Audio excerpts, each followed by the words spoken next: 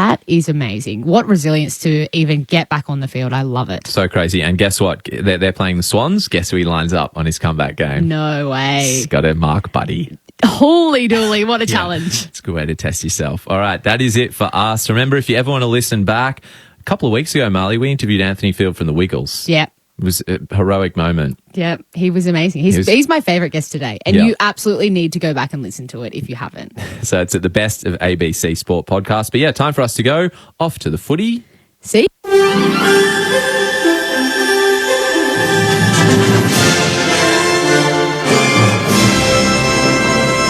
ABC News, good evening, I'm Kerry Worthington. The Liberal candidate for the Victorian seat of Isaacs has been referred to the Australian Federal Police after concerns he lied about his address to the Australian Electoral Commission. Bridget Rollison has more. The AEC has asked police to investigate claims Robbie Beaton lives more than 20 kilometres away from the address he told the Commission he lives at. Mr Beaton claimed in his electoral enrolment he lives at the Bridge Hotel in Mordialloc, but admitted to the Age newspaper he actually lives in Camberwell, outside the electorate he's running for. Meanwhile, there are questions surrounding the eligibility of independent candidate for Flinders and primary school teacher Despy O'Connor, who could be disqualified for holding a government job while running for office. The AEC says if she's elected, her eligibility to serve would be decided in court. The Prime Minister denies his government is stalling on compensation talks for the dumped French submarine project so that taxpayers won't know the full cost of the scrapped program. In September, Australia sensationally walked away from the $90 billion French project in favour of nuclear-powered submarines under the AUKUS partnership, but break payments for the deal are yet to be finalised. Prime Minister Scott Morrison says he won't speculate on what it could finally cost taxpayers. I'm not going to preempt any such commercial negotiation. That would be foolish. That would be reckless. And I don't engage in recklessness on national security policy or commercial policy on behalf of the government.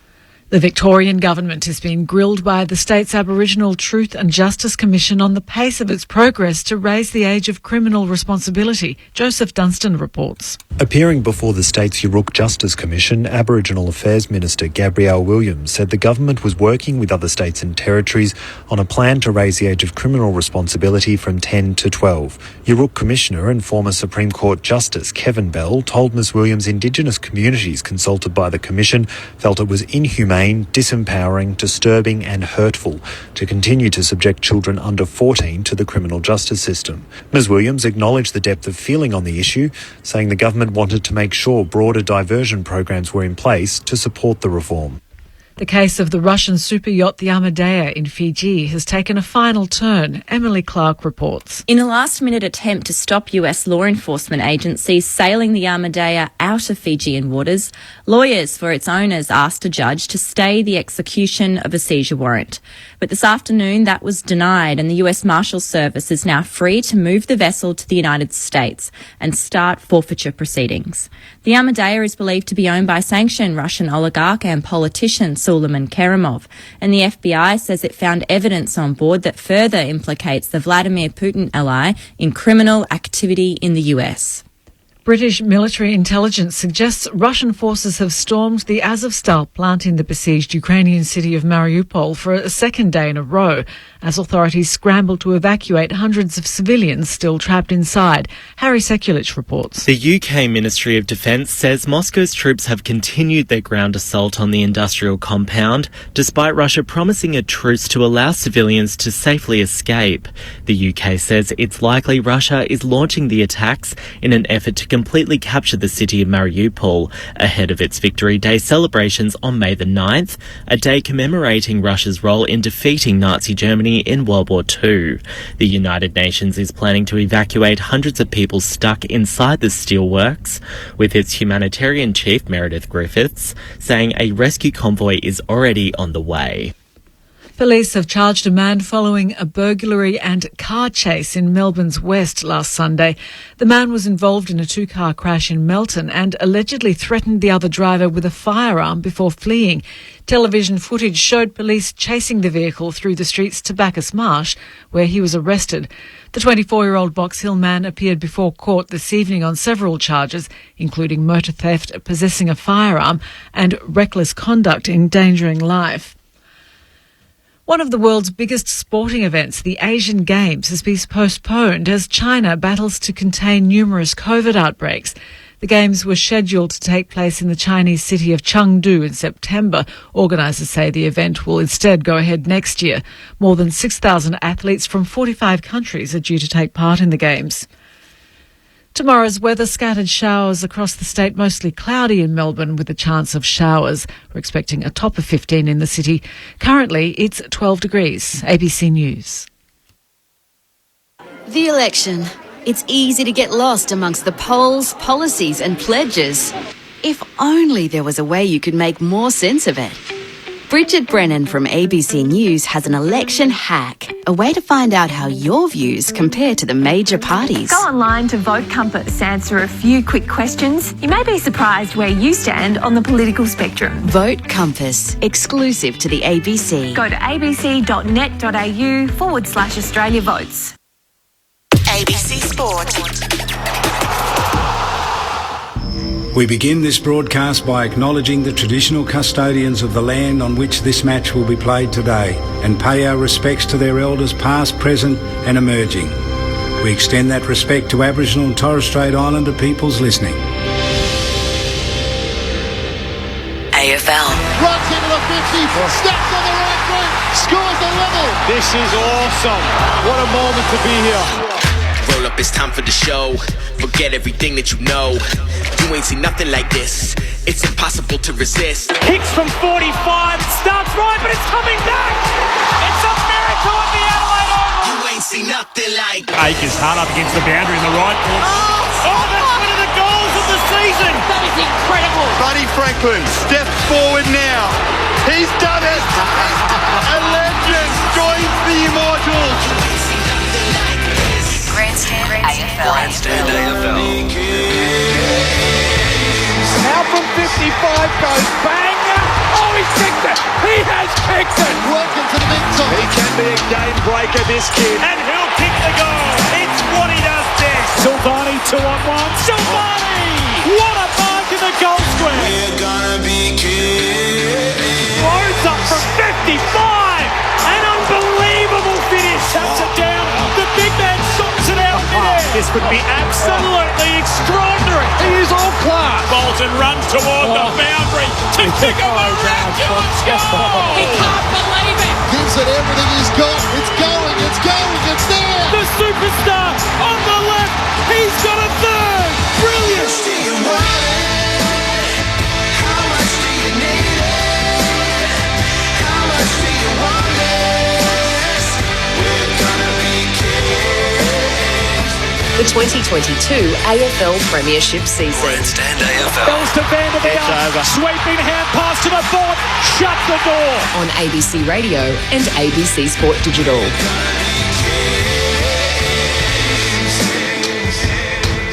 It's been 237 days since the Western Bulldogs humiliated Port Adelaide at home in the preliminary final. But after a lacklustre start to the season, the Powers' wounds may finally be healing. Tonight, everything is on the line for Ken Hinkley's men. It's not only a chance at redemption, but an opportunity to keep their season alive with a third straight win. Meanwhile, the stage is set for the Bulldogs to re-establish themselves as a finals threat as they chase consecutive victories for the first time this season. But they'll need to do it without their skipper Marcus Bontempelli, who has been managed. Aaron Bryans with you to call the action at the Adelaide Oval this evening. Alongside me, as always, is Neil Cross. Welcome, Crossy. Aaron, great to be here. It'd be a night where anything could happen, to be honest. I mean, it's hard to follow the form line of both clubs. We know Western Bulldogs have defined roller coaster. They've been win-loss for 6 weeks. And, of course, we know the Powers struggles just to get a win to start the season. Major factor tonight might be similar to last week's game in Cairns, which is the weather conditions. It's incredibly brisk right now, 11 degrees. Thankfully, there's a low chance of rain, but it's going to be a hard footy out there for both these clubs. Your experts this evening, firstly, Adelaide Premiership player Rod Jamison. Welcome, Jamo. Aaron, good evening. Crossy, yes, it is a little brisk. Windows open to take in the atmosphere too, so make sure you got your jackets. Looking forward to tonight's game. Alongside Jamo is Carlton Premiership player Scott Camporelli. Good evening, Campo. Thanks, boys. Good to be here. Yeah, it's going to be an interesting game. I know Ken says it's not too much reliance from last year, but this is an important game for Port, no doubt about that. No late changes for either side. So Mitch Georgiades has passed his fitness test. There was technically a late change early this morning. Kane Farrell came out due to COVID protocols. As a result, Xavier Dersma went back into the side. For the Bulldogs, just the two changes for them. So Anthony Scott and Buku Karmas comes in for his second game. Marcus Bontempelli outmanaged, Mitch Wallace out with an injury as well. So both sides are touting 6 changes from last year's preliminary final where the Western Bulldogs won by 71 points.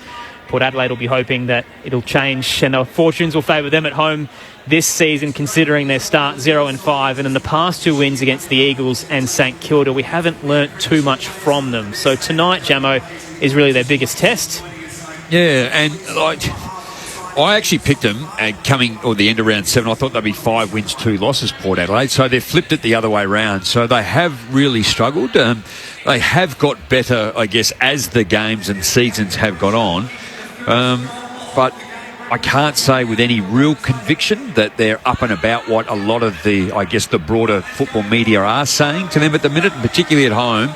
A couple of big outs and a lot of significant players that are out. With the Bont tonight is significant. I'd probably lean towards Port Adelaide, but not with a whole lot of a conviction. Yeah, I'm probably leaning towards the Bulldogs. I still think that midfield class, even without Bontempelli, is going to be a handful for Port Adelaide. Slippery conditions. They're a good ground ball team. They showed that in the prelim final and really showed Port Adelaide around the contest how good they are.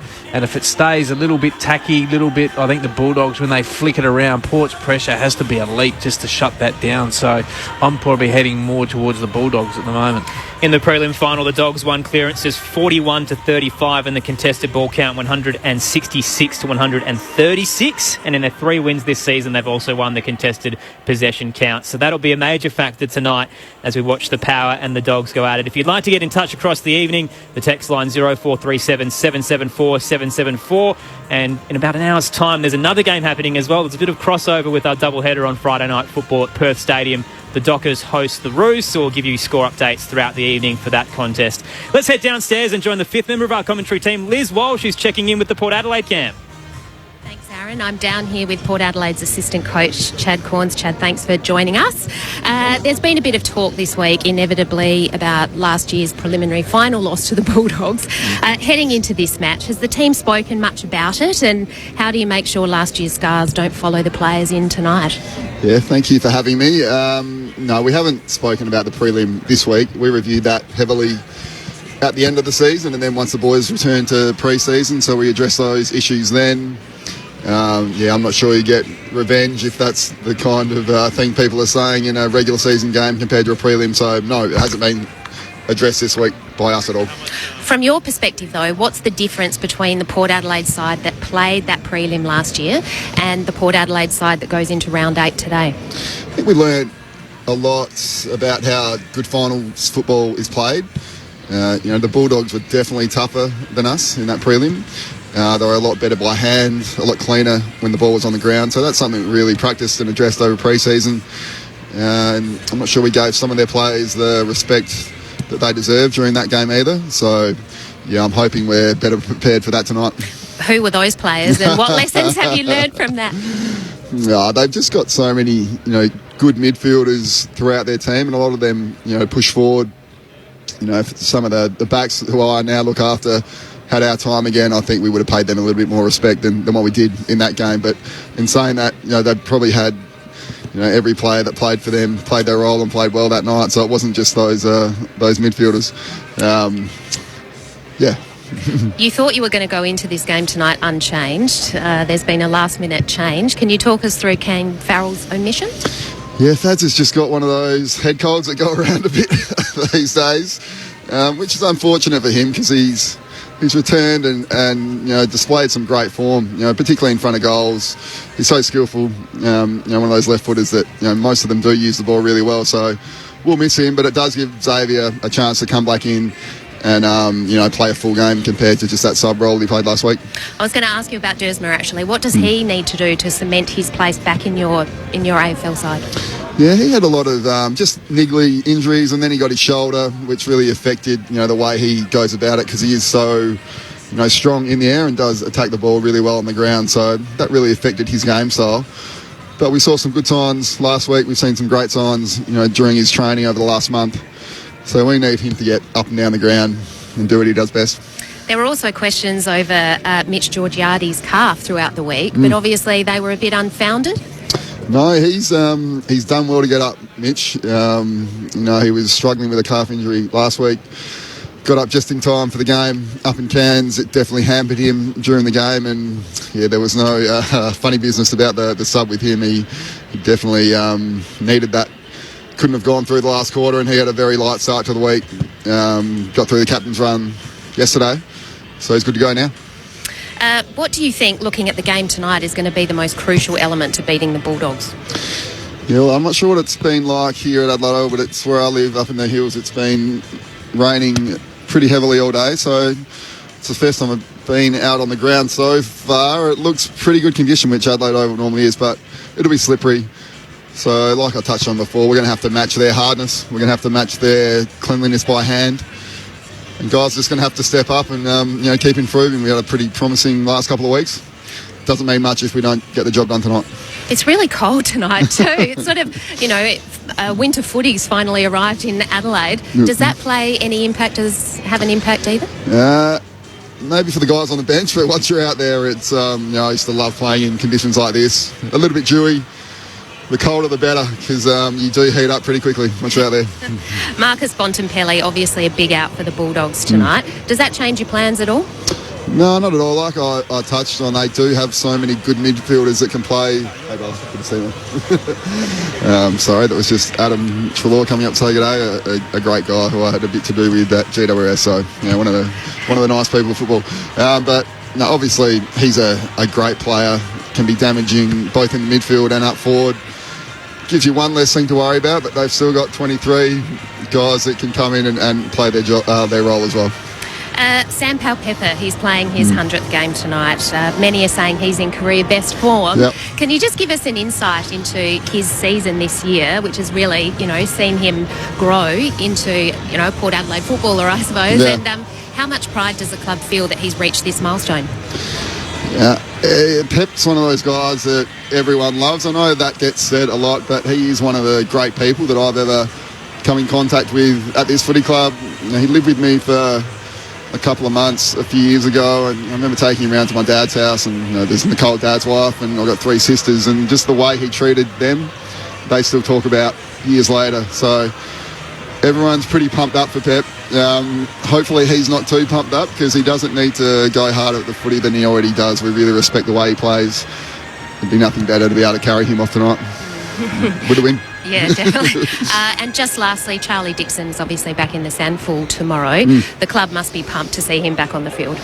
Yeah, he's another guy like Pep that everyone loves playing with out there on the ground. He leads away with his physicality and toughness. And he's had a couple of really good weeks, probably returning 1 or 2 weeks earlier than we thought, about a month ago. Trained really well a couple of days ago. So, the guys playing in the Maggies are pretty pumped up to have him out there too. I bet. Does he play next week, do you think? Yeah, he'd have to do a lot wrong to not get picked next week, I think. Kenny in particular loves Charlie, as we all do. So as long as he gets through unscathed and plays his role, I'm assuming he'll get up next week. Thank you so much for joining us. Good luck tonight. Thank you. Power assistant Chad Corns downstairs with Liz Wall, Sharon Bryans, Neil Cross, Rod Jamison, Scott Camporelli with you as Port Adelaide host the Western Bulldogs. Round 8 action on Grandstand AFL from the Adelaide Oval. Chad just touched on it quickly there, Campo. The fact that they had some learnings from last year's preliminary final about the Bulldogs midfield. Jack McRae had 36 touches. Bailey Smith had 23 and 4 goals. The last couple of weeks, Bailey's actually copped a bit of a tag. So he's had 26 and 29 disposals in his last 2, which is better than 43, 36, 31, 33. So he's still having an impact. But do you send a Willem Drew to him tonight to try and negate his impact? Yeah, well, potentially. He's one that did get hold of him in the final as well. He played that high half-forward role and just spat forward on occasions on Houston and Darcy Byrne-Jones. So I'll be interested to see what they do with, obviously, with Marcus not playing. He potentially spends a bit more time in the midfield. Sometimes he plays wing. So, yeah, look, as Chad said, they've got a star-studded midfield. I mean, you could go any one of Dunkley, Treloar, You know, even Liberatore, I know he's not that effective, with his possessions, but what he does do is win that contest, and then that starts the chain of handballs that the Bulldogs are renowned for. So you could pick any one of four, but he's definitely the one, from a score involvement point of view that does get him going, no doubt. Port Adelaide making their way out onto the Adelaide Oval, sitting 13th at 2-5. They're 2 wins out of the 8 after starting 0-5, which is unbelievable considering the form they were in. We thought the season was well and truly done. A win tonight will certainly keep them alive as Sam Powell-Pepper makes his way out, leading the group in his 100th game. Xavier Dersmer's 50th as well. The Bulldogs, I guess their main milestone is Buku Kamas, who plays his second game, the 22-year-old academy product. Let's check in and see how the Bulldogs are shaping up ahead of Bounce Down. Chris Grant's downstairs with Liz Walsh. Thanks, Aaron. I'm here with Bulldogs football boss Chris Grant. Chris, thank you for joining me. You go into this game tonight with a big out in your captain, Marcus Bontempelli. Can you talk us through the decision to manage him tonight? Yeah, I mean, you'd prefer to have your skipper travelling with you, wouldn't you? And he's such a terrific player and terrific leader. But he's been battling a little bit of soreness over the course of the week, and just not worth the risk. It's we're coming into a 5-day break, obviously closely monitored throughout the course of the week. But just not at the level to be able to be comfortable him making the journey. So, look, it's disappointing for him, but also a great challenge for the group. And, of course, Jackson McRae as our vice-captain will get an opportunity of leading the team tonight. Is he who steps into the Bont-sized hole, or is it more than one player? I think it'll be more than one player. Yeah, we're going to rely on the midfield group to cover that. Marcus has been playing sort of a combination of midfield time, as he always does, but spending a little bit more time forward this year. So, the combination of our inside mids will need to cover that, certainly. And then up forward, Buku Kamas, who comes in for his second game, will help us cover a little bit of that as well, we hope. We'll see how the boys go. I was actually going to ask you about Buku Kamas, playing his second AFL game tonight. Can you just give us an insight into what we can expect from him? Well, Buku's story's been well told, but for those who don't know, it's been an amazing journey. Arriving in the country as only a 10-year-old boy from South Sudan, and then making the journey through talent pathways to arrive at AFL level in such a short amount of time in his life. It's quite an amazing story. So he debuted a couple of years ago and got his opportunity, and he hasn't been able to get that opportunity just with the strength of the team over the last 18 months. So now the time presents, and it's really pleasing to be able to give him that opportunity. He's predominantly been playing backline in his career with us, which is only a short career. But in the last 6 weeks, he's been playing forward with our Footscray VFL team and performing really strongly and kicking some goals for us. So very athletic, really jumps at the ball, and he'll create something for our smaller forwards, but he'll hit the scoreboard hopefully for us too. You've also opted to give Tim English another week on the sidelines. Presumably you're happy that Stephen Martin can get the job done against Sam Hayes tonight? Yeah, well, that's what we hope. Of course, you always want your best team available, but in AFL football, you rarely get that opportunity. And Tim was a little bit like Marcus. He actually trained quite strongly during the week, but just not enough time. And probably the 5-day break nature of this week went against him as it did with Marcus, because when he hurt his hamstring, it was always going to be touch and go whether he'd be available for this game. Just the nature of a slide hamstring, you're looking to sort of 18 to 21 days as a minimum, and it's just too tight for him, unfortunately. So we're really hopefully be ready for next week. Yeah, so Bont and English both back next week, do you think? Really confident, yeah. We're very certain with Marcus that he'll be good to go. And obviously all the fitness parameters and the speed parameters that the boys go through these days, they'll be ticked off during the week. And we're confident both will. If you win tonight, it will be the first time this season you've won back-to-back games. How important is that in the context of your season? No, very important. In any campaign, wins on end are critically important for not only confidence and performance of the team, but I think also too, you run into a final series. It wants to be sort of built on consistency. And if you're up and down and win-loss, and you hit a final series, you haven't got that historical history book to be able to rely on for the most immediate period that you've played. So, it is important. And I think just the nature of our start of the season, we've been up and down within games, and we've missed the opportunity to win a couple because we haven't been consistent enough. So our challenge is not so much about getting the wins on end. The challenge is playing 4 quarters consistently, and of course the rest of it will look after itself, hopefully. With that in mind, what's it going to take to beat Port tonight? Yeah, well, the thing about Port and the Adelaide Oval, they've been actually performing, I think, pretty well this year. I know that they, had the losses at the start of the year, but the last couple of weeks they've got their wins, and that in itself brings confidence. But I think that they've actually performed reasonably well in those other losses generally. We're expecting them to come out pretty hard and fast tonight. But it is fair to say that your players probably wouldn't be too worried about the portress of Adelaide Oval, given how you went last year in the preliminary final. Yeah, I think when your team performs well and as a player you perform well at a particular venue, you always carry that confidence into the following time you play there, because your memory kicks in. But the reality is both teams are pretty different since the last time we played them.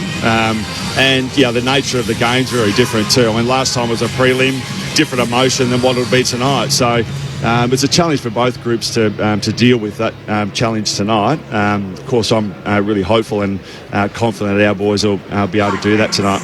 And just quickly before I let you go, there was a significant milestone at your club this week that you broke your all-time membership record. What does that mean for the players? Well, it is a big milestone. I mean, all-time record for any time, no matter what it is, is pretty significant, particularly if, in the nature of AFL football and VFL football, less than AFL, you rely on decades previously for your history book. The membership record is something that we've been really striving for, probably for about a 4 or 5 year period now. Now that we've ticked that one off, we're striving for 50k members. So hopefully our members can support us and get us there over the short period. Excellent. Thank you for joining me tonight. Good luck. Thank you. Great to hear from Chris Grant downstairs with Liz Walsh. We're a couple of minutes away from bounce down on Grandstand AFL, Port Adelaide and the Western Bulldogs. No late changes. So Xavier Dersmer is in for Kane Farrell, who's out, unfortunately, with COVID protocols. For the Bulldogs, 2 changes. Anthony Scott returns out of protocols. Buku Kamas comes in for his second game. Marcus Bontempelli managed. Mitch Wallace has been injured. Jamo, the loss of Bontempelli has major factors on this side, not just because of what he can do around the ground, but his influence up forward. Since the Dogs lost Josh Bruce last year, they're averaging 15 points less per game. Yep. Now, Bontempelli's their third best forward behind Norton and Waitman. Treloar's their next best. So they've actually lost a key forward target ahead of tonight's game. He's an incredible player, and I love watching him play. But when you have a look at not only what you've highlighted, but when you go through all the other metrics that sit within the club, like inside 50s, tackles, clearances, score involvement, score assists, he's in all of those as well. So even last week, I think he had 19 disposals, 14 contested, and then some of those, there was 5 tackles, there was 7 clearances. Like it wasn't a huge amount of stats as such, but the impact that he had, and he kicked the 1 goal too. So look, whenever he's not in the side, he obviously gets a tremendous player or a defending player or a class act that's going to go with him to try and negate him. He is all class, so they'll miss him tonight. So our experts tonight, Rod Jamis and Scott Camperelli, split with their tips. Camper, you're going for the Dogs, Jamo for the Power. Make your case. Why do you think you're right tonight, Scott? Scott. We're very serious now. Very official as we come into game time. Look, I just think, once again, I think your best midfield always wins. It's a philosophy of mine, and it never rarely lets you down, Jamo, in terms of over the time I've coached and even up here, watching games of footy. The team who can get ascendancy through that middle of the ground and give their forwards opportunities in time and space will win this game tonight. So the challenge for the challenge for the Bulldogs is that a lot of their goals come from midfielders. You touched on it, Aaron, in terms of Bontempelli, but Treloar, McRae, Dunkley, these guys are the ones that are kicking goals. So, yeah, Norton will kick his 4 or 5, and Waitman's that, busy bee in the forward line, but they've got a lot of midfielders that kick goals. Port Adelaide, on the other hand, don't. So if Port Adelaide can win that midfield battle and then obviously get their forwards to kick, have more opportunities inside forward 50, because they're pretty balanced in terms of, the raw numbers at the end of the day. So, but if Western Bulldogs are relying on, midfielders to kick goals, then they're probably not going to get it done tonight if Port Adelaide can get hold of them. But I just think these conditions are perfect for the Bulldogs. The ball's on the ground, they're contested. It's going to be an interesting opening 4 or 5 minutes for mine. Exciting start to round 8. Port Adelaide and the Western Bulldogs. Great to have your company on ABC Radio, Sport Digital and News Radio. The text line across the evening, 0437 774 774. There's still a game to come as well. Fremantle hosting North Melbourne at Perth Stadium. We'll give you score updates as that begins. It's still about an hour away. Meanwhile, though, season on the line for Port Adelaide at 2-5, sitting in 13th. If they can beat the Dogs by 32 points tonight, they could actually jump them on the ladder. Both these sides sitting outside the 8 after they faced off in a preliminary final just 6 months ago. It's a massive contest on Grandstand AFL. No late changes. The subs, Crozier for the Dogs, Jones for the Power. To kick things off, here's Neil Cross. Gee, they really pump things up at the Adelaide Oval when the Power's in the house. And they'll need to be on their game tonight. Here we go, ball in the air. Liberatore, the first kick out of the middle, goes forward, free kick. And Vandermeer was high on Byrne-Jones, so Port Adelaide will have possession at half-back. He goes sideways and finds Aaliyah. The Dogs kicking to the northern end of the ground after winning the toss. Not much of a breeze, in fact. Flags on the flagpoles barely moving. Ball down to half forward after Burton kicked it there, and it's come off the pack and back towards centre wing, and a mark taken by McNeil for the Dogs. Former Woodville West Torrens product, back home in South Australia, true centre wing. We'll pop it short to Ed Richards. Plays on and goes through the commentary wing. He heads up towards the 50 for the Bulldogs. Buku Khamis has got some space on Burton and takes the chest mark. 45 out from goal. Slight angle to the left. What about a great kick there. Just Ed Richards on his left foot. He actually settled and took his time and had a really good look. And disappointing from Carl Amon, just sort of squatted off him a little bit and didn't really come at him to apply the pressure that he should have. An easy chest mark in the end. The academy product from the Western Bulldogs. We heard his story from Chris Grant in the build-up. He's come a long way to get to this moment. Just his second game. And could be his first goal. Long run up, he starts inside the square. Will kick on the paint of 50. It's got plenty of power. It's carrying across the face. And a minor score to the right-hand side to kick things off at the Adelaide Oval. The Western Bulldogs lead by a point. And we've travelled 90 seconds in the opening term. They started the first 17 minutes of that preliminary final last year with 5 goals, 2-0. The Western Bulldogs, they've started okay tonight. Houston from fullback for Port Adelaide sends it onto this broadcast side. Khamis put his head down, met by Powell Pepper, who's back in after it. Now it's holding the man, and I think it will go to the bull in Powell Pepper. And just outside defensive 50. Now he plays on. Down the line he goes and high. Georgiades the target. Dogs have numbers there. Bailey Dale across the front of the pack. Wasn't taken high. Got a hand pass away to Giray, and he sends it back down the line and off hands towards the boundary line. Khamis picks it up, flicks out a hand pass. Byrne-Jones takes it over the boundary line, left half forward for the Dogs. They lead by a point. Aaliyah running with Aaron Norton too, so that'll actually probably shut him down. He'll go at the contest, but that will restrict his ability to maybe get off his teammate or opponent to go and help a teammate out. Toss back into play. Martin entangled with Hayes. Free kick going the way of the Bulldogs. So Stephen Martin, the 35-year-old. 201 games versus 3. Big body. He likes it tough. Plays on at left half forward. Flat kick towards the top of the goal square. Didn't work at all for his teammates. The Power had numbers in the hole. Amon takes it. It wasn't paid. Touch. Called to play on. Didn't realise. Norton tackled him. Got it to McNeil, who snaps from 15. And the Dogs strike in front of goal. It was touched again.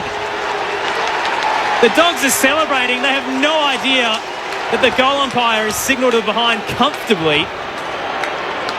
So 2 behinds to start proceedings. The Power will go while the Bulldogs are caught out in defensive 50.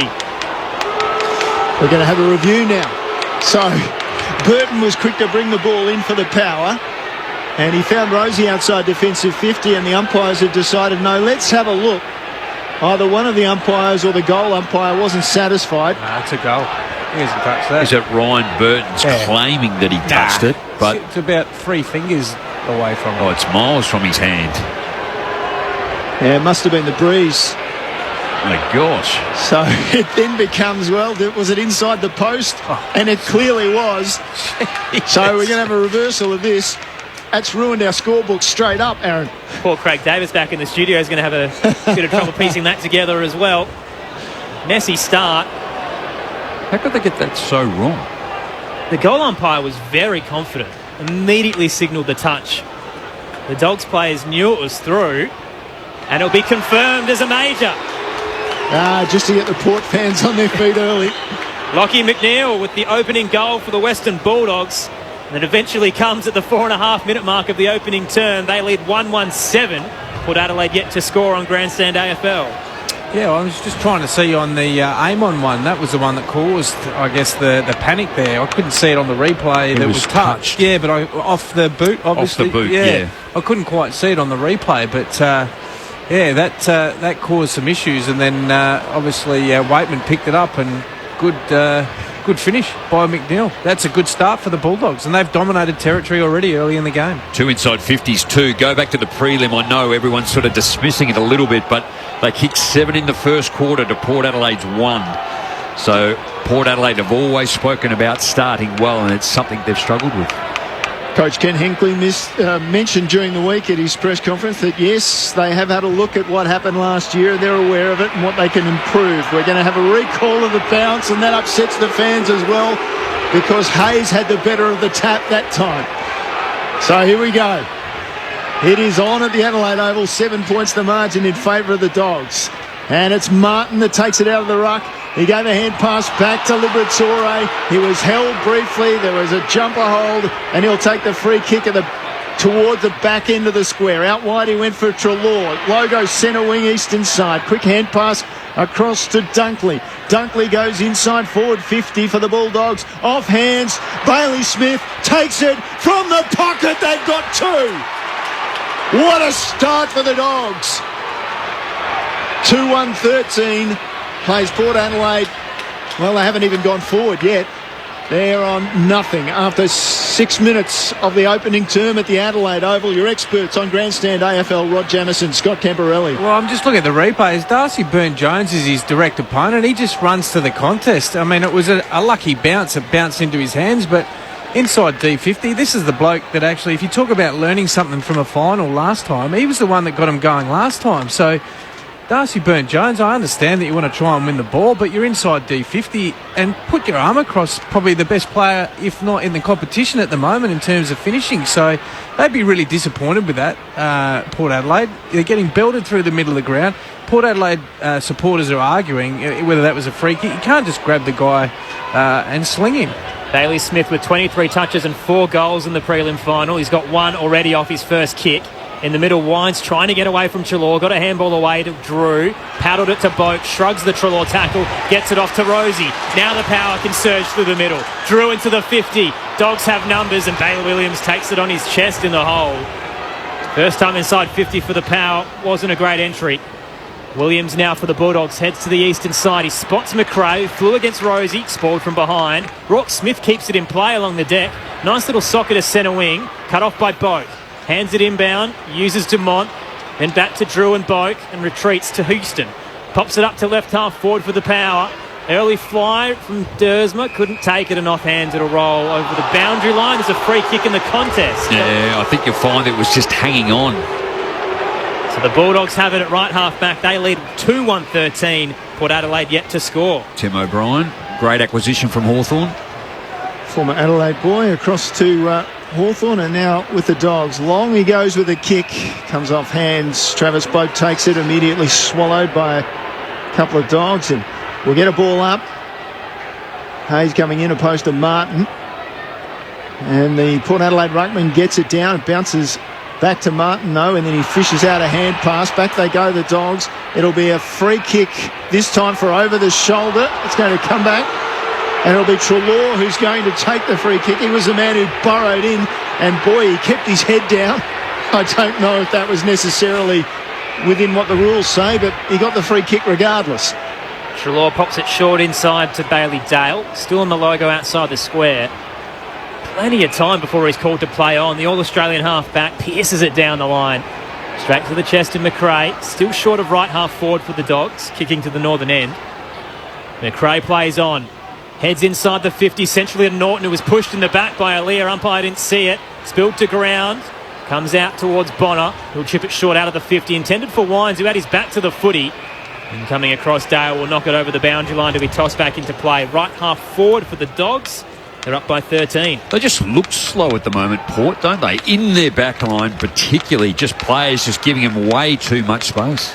Story of the season so far in the first quarter for Port Adelaide. They've only won one, tied one, and they've lost the other 5 as Liberatore puts the ball back inside forward 50. Comes off hands. And at the back was Bonner off his non-preferred right foot, clearing it away for Port Adelaide towards the boundary line. Umpires have a look at it and they say insufficient intent. It's going to go back inside. No, they don't. Sorry, I'll take it back. I thought I was waiting for the defence, booze. Crossy, they started with the one arm and it turned into 2. That was umpire Craig Fleer who I think they got away with that one. decided to call the boundary throw it. Toss back into play.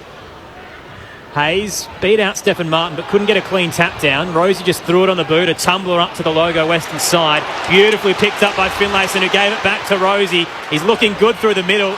Kicked it to Gray, went straight through his hands. Giray gathers at the back, threw it on the boot up towards centre wing for the Dogs. It works perfectly as Stephen Martin all alone takes the uncontested mark in front of the benches. Dogs have 2 goals already. They lead by 13 points. Port Adelaide yet to trouble the scorers. So that kick from Martin went back to Caleb Daniel. Now he's called a play on. Goes to his left foot. And his left foot's pretty good as well. He gets it down the line. Karmas took it, but it was touched. Gave a hand pass out. Now McComb. All of this taking place close to the boundary line on this broadcast side of the ground. Now the umpire comes in with Powell Pepper picking up the ball and trying to fight off McComb's tackle. Umpire says, let's put it in the air. 100 games for Sam Powell-Pepper. Got to run out with his newborn Frankie Rose.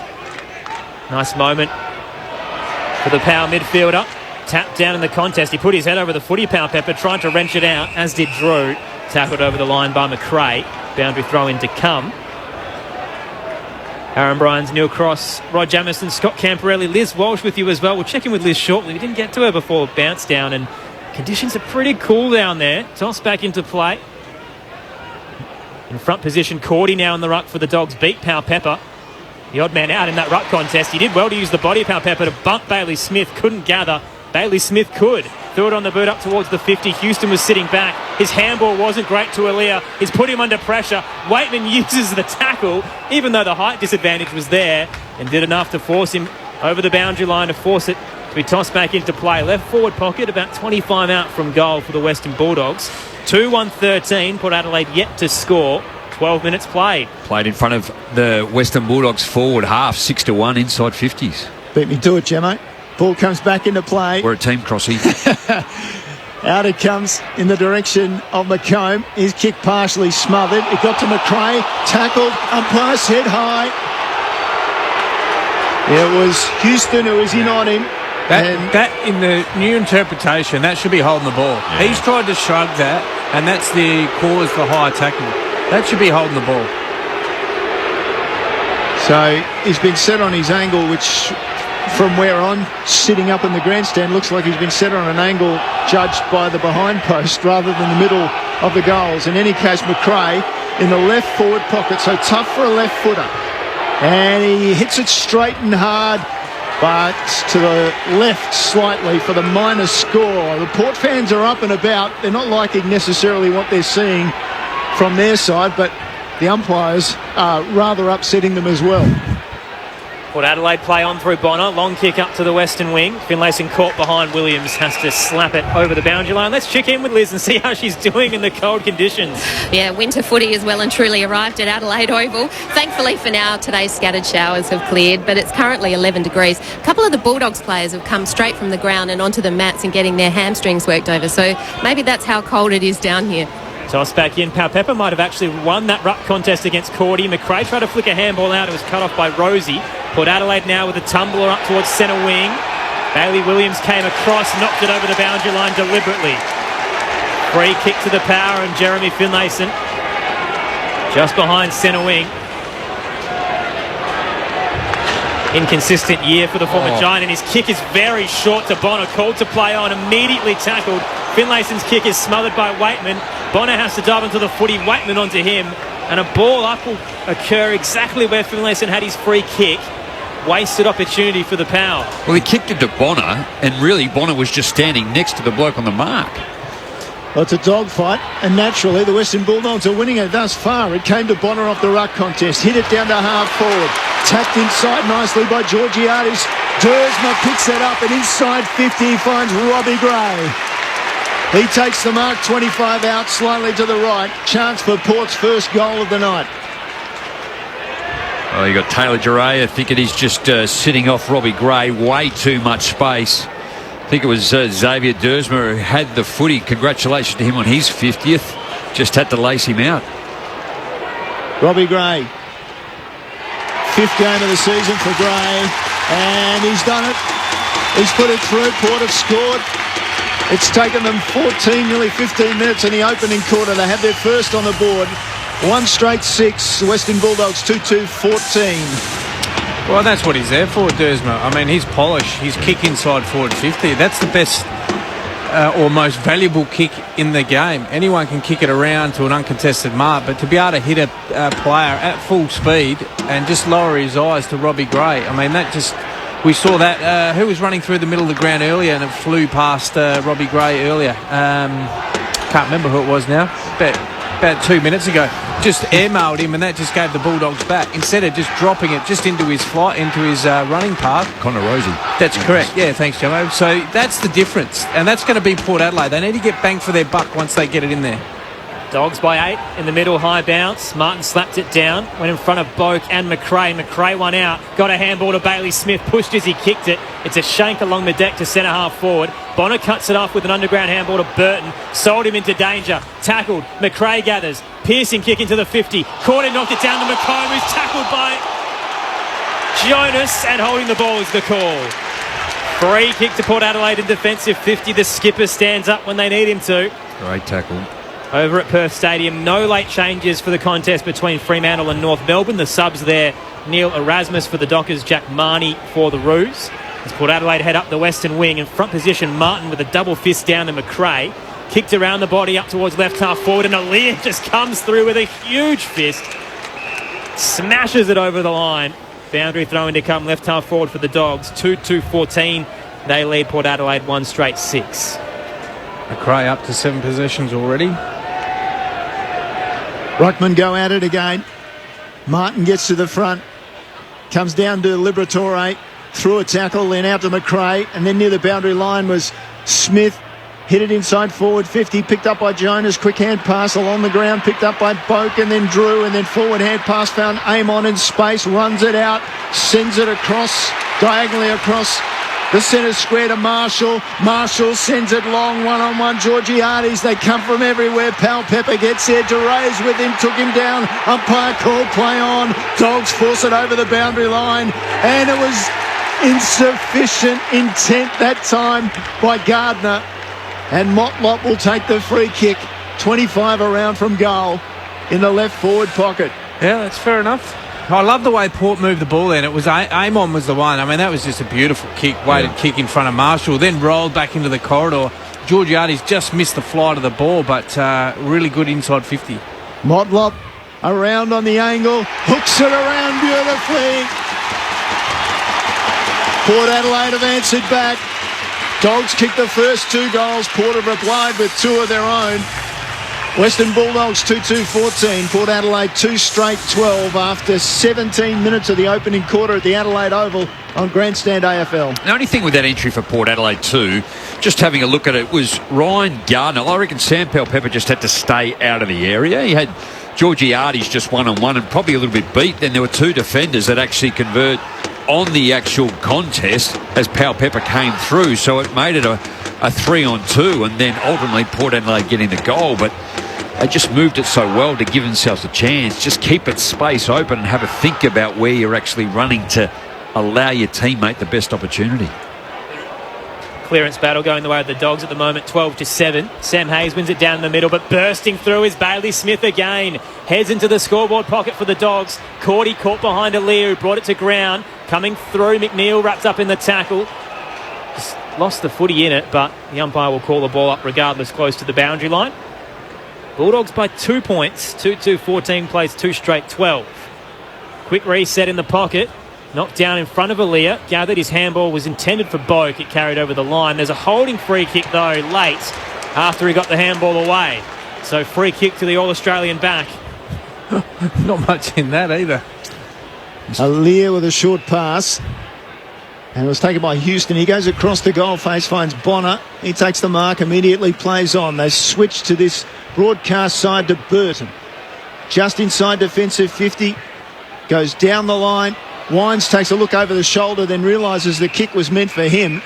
And with him and taking it over the line, or forcing it to the ground and over the line, was Anthony Scott for the Dogs. Throw in right near the interchange gates. Only had the one possession, Ollie Wines.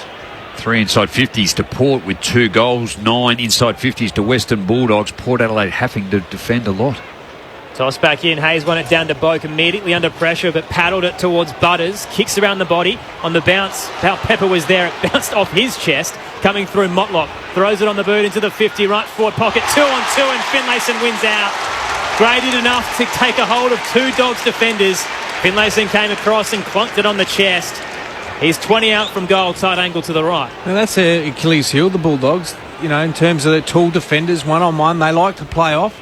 They like to play in front of their man, and then when it comes in fast and high like that, you can catch them out. Ryan Gardner just had to stay in the contest, fell forward hoping for the free. 6-8 for the year. Finlayson opens the angle for the lead. He curls it home. Great finish by the power forward. And they're up 3 straight 18 to the Bulldogs, 2-2-14. Time on in the opening quarter on Grandstand AFL. Aaron Bryans, Neil Cross, Rod Jamieson and Scott Camporelli. Yeah, well, as we just touched on, I mean, if the Bulldogs, if you can change angles on the Bulldogs and you can get it in fast, they are a proactive defensive unit. They want to actually attack and try and intercept mark, and you called it. They're the 2 key defenders. They'll actually try and sit off and intercept and try and support. So if you can actually separate and get some one-on-ones, you can actually expose the Bulldogs' defenders like Port Adelaide have done with the last 3 entries. Western Bulldogs, it was all their way pretty much in the first 8 to 10 minutes. Now Port Adelaide have managed to level the game in all sorts of metrics and find themselves 4 points up. 3 goals from 4 forward 50 entries for Port Adelaide. Out of the middle, Dunkley for the Bulldogs, down to half forward. Ball bounces on its point and up high. It's eventually come through their hands and found Houston, cleared the area back towards centre wing. Georgiades through. He's being taken and held by O'Brien. As a result, free kick. Immediately tries to go across the ground to switch. It came off the outside of the boot, and as a result, Karmas was in there. But taking the ball away from his tap out was Dersma for Port Adelaide, down to half forward, through Robbie Gray's hands, picked up by Wines. He just forces a kick forward, and Motlop, or rather it was Finlayson who was first to react and takes a chest mark 45 from goal. Well, other than the sort of Carl Amon one and maybe the Connor Rosie one coming through the middle, it's actually been pretty ugly, isn't it? Like Port Adelaide are just getting it forward. It's been a couple of occasions where the Bullies have been able to find themselves in the middle of 2 or 3 Port Adelaide players and take a chest mark and being able to defend, but the last 6 or 7 minutes has been all Port Adelaide. On a cold night, this will test Finlayson. He's going to have to kick it 55 metres. Kicks it from just outside 50, going for distance, hooks it, wait on the umpires, out on the full. Missed everything. Port Adelaide still leading by 4 points after 22 minutes. For the Bulldogs, Jack McRae with 8, Bailey Smith with 5, but Josh Dunkley only has 2. And quiet so far in the opening quarter. Bulldogs with possession, they head up to left half back. Speaking of Dunkley in front position, he's beaten. Finlayson had the height advantage, came across and took it over his head. At right half forward, too far out to score. That's where they miss Tim English, don't they? 50's been flooded, he just has to pop it in the hole. Coming out, Ed Richards, so does Georgiades, brings it to ground to Wines, handed it off to Boak, spins and kicks, it sits up in the goal square. Powell-Pepper's outnumbered 3-on-1 and still takes it on the chest. Didn't even have to jump, goes back, pops it through in game 100. Sound Powell-Pepper's on the board. Port Adelaide up by 10 after conceding the opening 2. 23 played. It's 4 straight 24 to 2-2-14. Well, that's poor defensive work. Caleb Daniel Rourke Smith, I think it was the winger that came back and just put no body work at all. They just wanted to just play off, uncontested type. But once again, I actually love the fact that Finlayson, what he did, he just held the ball up, Jamo. He just waited for the ground to reset. He allowed the even numbers to get in there, so the Bulldogs actually had to try and look around and actually make themselves accountable. But it was just a great ground ball win by Ollie Wines and a hack kick forward. And all the Bulldogs defenders, once again, all at sea with not playing on any forwards. Sam just decided to chip it over the man on the mark whilst he was walking backwards, almost missed the goals from 2 metres out. Back in the middle, another clearance for the Dogs. Went from Treloar by hand to Liberatore down to half forward. Waitman with a mark. 55 from goal. Just looks up and waits. He's not going to make the distance. He goes with a long pass looking for Norton over the back. Karmas almost got the bounce. Instead it went to Norton and he wandered into open goal for the first of the night for the big left-footed centre half forward. So Port Adelaide, they concede one straight away, having kicked one at the other end. Western Bulldogs 3-2-20, trail by 4 points. Port Adelaide 4 straight 24. 25 down in the opening quarter on what's been a fascinating contest on Grandstand AFL. Well, that's bounced sideways. I mean, Norton was the one that actually flew, and then once it hit the ground, it actually bounced back into his arms again. Well, that's unbelievable, but you can tell that they are Norton focused because they don't have any other keys there. So on a slow play, they're obviously going to go to Norton, which plays into Port's hands somewhat, Jamo, because you saw Cleary, you saw Aaliyah make it a 2-on-1, but they need to impact that contest and mark that ball. In the middle, the bounce is low and flat and will be recalled. Last week, they had 10 individual goal kickers, the Dogs, but none of them were Aaron Norton, who was goalless for the first time since round 16 of last year. On the board tonight, 4-point game. In the middle, Hayes wins it down on the reset. Looking for Rosie on the bounce, gathered cleanly and just threw it on the boot. Pops it up towards left half forward. Motlop just couldn't get there in time. Duray's on his tail and can't keep it in play. Boundary throw-in to come left half forward for Port Adelaide, kicking to the southern end. After Jack McRae, the stand-in skipper for Marcus Bontempelli, won the toss and elected to kick to the northern end. Ball to come back into play. And Hayes had the better of it. It was knocked away to Bailey Smith by Liberatore. His half kick went to Wines, and Wines goes into the forward pocket. Gardner at the back took the mark. Defensively for the Dogs. Considers switching play, opts to keep the ball on that eastern side of the ground. High and long he goes. Aaliyah had a couple of hands on it, lost it down to Waitman for the Dogs. Down to half forward he goes. Bonner took the bouncing ball. Went back towards the boundary line and then kicked down the line. Rosie at the back. Knocked it down for Port Adelaide. It's picked up by Richards for the Dogs. Off to McRae and then Bailey Dale and then back to McRae. Now his left foot is pretty good to the logo on centre wing and Treloar with the mark. Looks for some options, eventually goes wide towards the boundary line to McComb, 50-metre penalty. Well, he'll end up having a shot on goal here. Back to Treloar, will march to the arc. He's been good so far this year, as we touched on in the pre-game, their fourth best goal scorer, Adam Treloar, 6 goals, 2. And he is signalling that he'll have the shot. The man on the mark will be 40 out from goal. Slide angle to the right. This will test him. He's not a long kick, Adam Treloar. The 29-year-old in his second season at the Dogs. Hop, skip, crosses the paint. From 48, it's a low kick across the face. It'll sit up on the behind line. Norton juggles it, not paid. In the goal square, he's tackled. Did he get boot to ball as it tumbles over the goal line? We're going to get a score review. Norton certainly thinks it's home. His second and third efforts are outstanding, and I think that's where he's going to beat Aaliyah on the night. Aaliyah's tried to go up in the contest. He wants to get at the football, either mark or dispose or get the fist to it. But Norton, he's just timing to be able to hit the contest. It's gone over the back on a couple of occasions, and looking here at the replay, it's Norton's right foot. Aaliyah stuck a hand out, but I don't think he's got there in time. Well, the umpire's called a goal, and that's not conclusive. So to change it. Well, there's a suggestion he might have touched Bonner's backside on the way through, I think. Minor score for the Western Bulldogs. Aaron Norton denied his second goal. 3-point lead to Port Adelaide. Is there a snicko in his shorts? A hot spot. 4 straight 24 to 3-3-21. Late stages of the opening quarter on Grandstand AFL. Well, Bonner will probably consider that a smother, but in any case, ball's back into play. Dogs have the ball off the pack to Rourke Smith from Waitman, and then he tumbles the ball and it gets to Karmas, and still the ball on the ground, no clean disposal. Finally comes to McRae. Back he goes to Treloar inside 50 with his kick. Norton against 2, fumbles the ball. He's still got a good go at it, but it went over the boundary line in the end. We'll get a throw in just 5 or 6 metres around from the behind post in the left forward pocket for the Dogs. Toss back into play. Hayes gets front position on Norton. The Dogs forward won it down, tumbled to Boat, got it off to Aaliyah, pushed as he kicked it.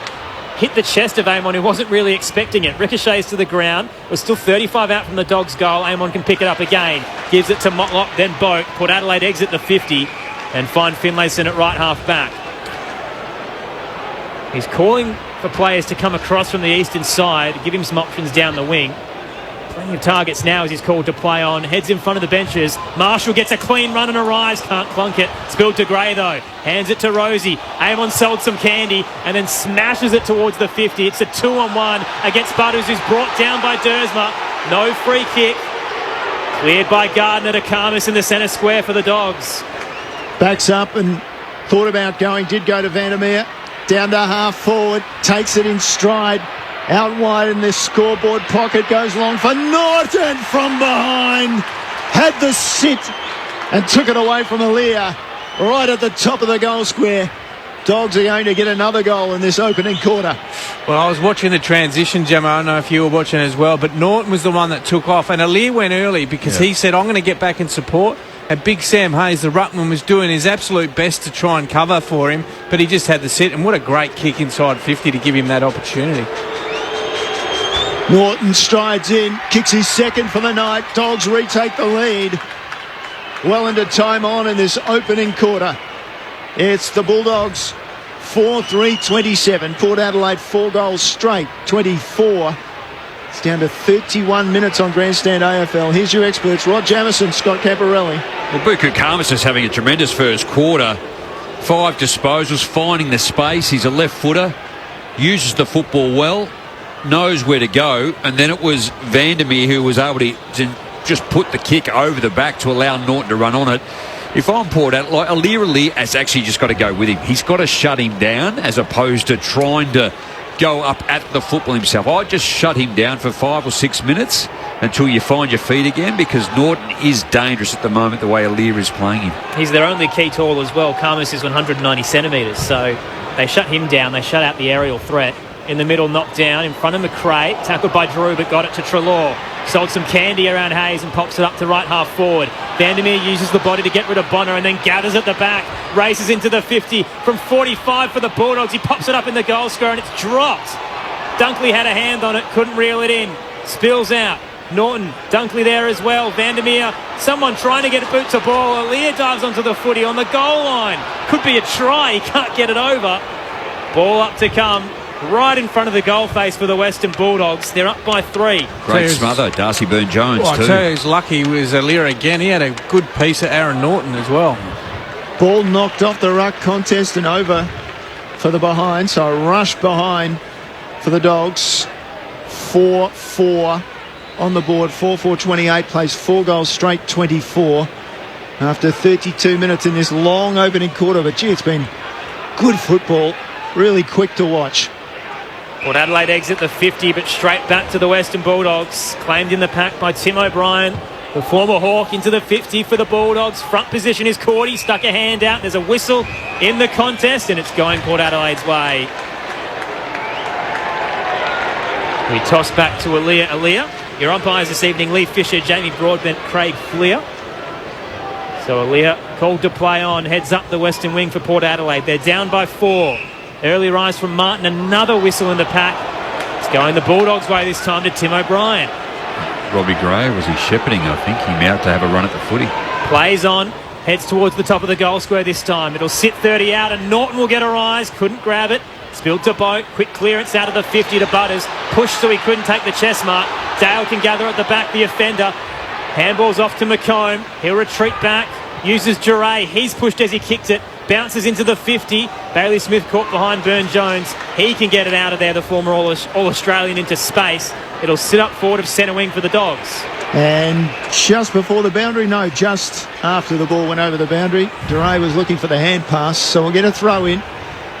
It's out between centre wing and half back for Port Adelaide. Done a lot of defending in the opening quarter, but they really haven't suffered that much on the scoreboard. They only trail by 4 points. Ball in the contest, to the ground. Wines gets it away. Hand pass over the top, just into space along that eastern wing. Boat comes, taps it further, and they probably gain 35, 40 metres that time, Port Adelaide, before the ball's over the line to be thrown in again. Pressure is good from both sides. The amount of footy is pretty much even. The only anomaly really 17-8 inside 50s in favour of the Bullies. A minute on the clock, a chance for Port Adelaide to get a late score and take the lead. Off the ruck contest, it spilled to Bailey Smith, who charged at the footy, as did Tom Jonas. Thankfully, they just avoided each other. The ball ricochets over the boundary line. True centre wing, eastern side. Dogs up by 4. 4-4-28, plays 4 straight 24. Toss back in. Hayes up against Martin once again. Hayes wins it down, looking for Boak. Bounced off his toes. Drew puts his head over the footy, as does Liberatore, but the power mid wins out. Gives it to Burne-Jones. Quick kick to left half forward. Hits Rosie. Wheels around towards the top of the goal square. Gray's got some space and takes the mark. 25 out. Slight angle to the right. There's another example, Campo, too, just what you were saying, just the Bullies' defence just playing in front at that time. Tim O'Brien thought he had the flight of the football. Robbie Gray had some space. The footy was out to his left. He couldn't get there, and in the end, an easy mark. Match winner last week with 2 goals. He could have 2 in the opening quarter. Comes in and converts. Port Adelaide hit the front on the stroke of quarter time. 5 straight 30. Plays 4-4-28. It's been a back and forth affair at the Adelaide Oval. Your experts, Rod Jamieson and Scott Camporelli.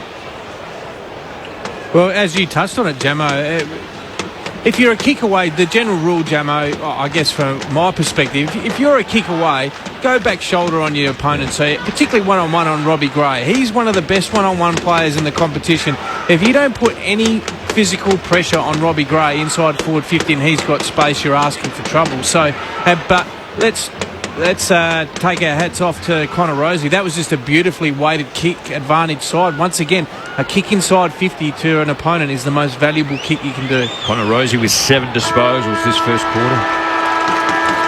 There's the quarter time siren right before either ruck got a hit out. Port Adelaide with the early lead and back and forth affair. 2 points the margin. 5 straight 30, plays 4-4-28. The goal scorers at quarter time. Gray with 2 singles to Pepper in game 100. Motlop and Finlayson for the Western Bulldogs. 2 to Norton. Singles to McNeil and Bailey Smith. Great to have your company this evening. The start of round 8. Port Adelaide and the Western Bulldogs on ABC Radio, Sport Digital and News Radio. This is Grandstand AFL. Can art and creativity heal invisible wounds? It takes a lot to come out and talk about mental health. Now, a unique social experiment hosted by Natalie Bassingthwaite harnesses the healing quality of art. All will be revealed. To find out if art can build a brighter future for our mental health. I think you found your thing. Wow. You've nailed it. Space 22 starts Tuesday, May 17 on ABC TV or log in to stream on ABC iView. The 2022 AFL Premiership season. Grandstand AFL. On ABC Radio and ABC Sport Digital. To Lord, Logo centre wing eastern side, quick hand pass across to Dunkley. Dunkley goes inside forward 50 for the Bulldogs, off hands, Bailey Smith takes it from the pocket, they've got 2. What a start for the Dogs. Georgiades brings it to ground to Wines, handed it off the Boat, spins and kicks, it sits up in the goal square. Pepper's outnumbered 3-on-1 and still takes it on the chest. Didn't even have to jump, goes back, pops it through in game 100. Vandermeer down to half forward, takes it in stride, Out wide in this scoreboard pocket, goes long for Norton from behind. Had the sit and took it away from Aaliyah. Norton strides in, kicks his second for the night. Dogs retake the lead. Burn-Jones, quick kick to left half forward, hits Rosie, wheels around towards the top of the goal square. Gray's got some space and takes the mark. 25 out, slight angle to the right. Could have 2 in the opening quarter. Comes in and converts. This is the 2022 AFL Premiership season. On ABC Radio and ABC Sport Digital. A cracking contest on our hands at the Adelaide Oval. 3 lead changes in the opening term after the Bulldogs got out to a 14-point lead. It's Port Adelaide leading by 2 points at the first break. 5 straight 30. The Western Bulldogs 4-4-28. Aaron Bryans, Neil Cross, Rod Jamieson, Scott Camporelli with you. The text line across the evening 0437 774 774. Fran from Melbourne has texted in and says, "Hi team, looking forward to this game. Love listening to my favourite ABC team going for Port Adelaide. Congratulations to Tim Lane for 50 years of commentary." Also, Kevin in Myrtleford, Victoria says, "Good call, gents. Very busy for you all.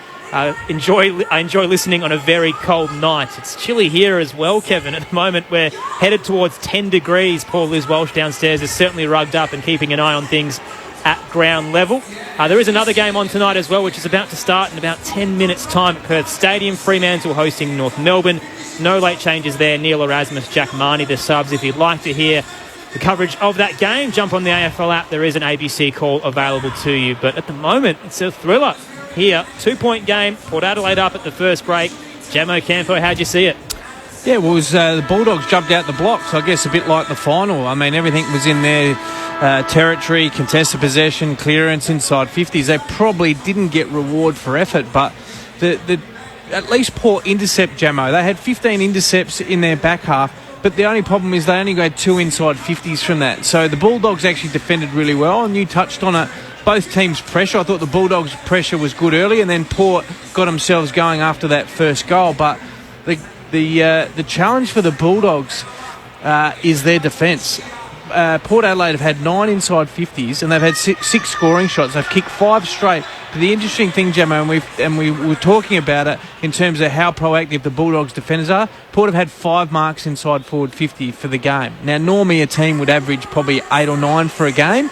They're already at 5. So they need to tighten that part. But what's been on the back of Port Adelaide's quick ball movement. They've got it out of stoppage, and what that does out of stoppage is it's one-on-one. So anytime it's a stoppage, the Bulldogs are one-on-one, but they're proactive. So when Port Adelaide actually won it from that source, they've been able to get it in quick to one-on-one. They didn't allow the Bulldogs midfielders like they do to run back and just fill space. So that makes it difficult. So I've loved the fact that Port have been able to attack the Bulldogs and get it a bit quicker. The only thing for Port Adelaide, centre bounce. That's the issue. So if they're going to lose field position and try and score out of their back half, that's going to be hard for them.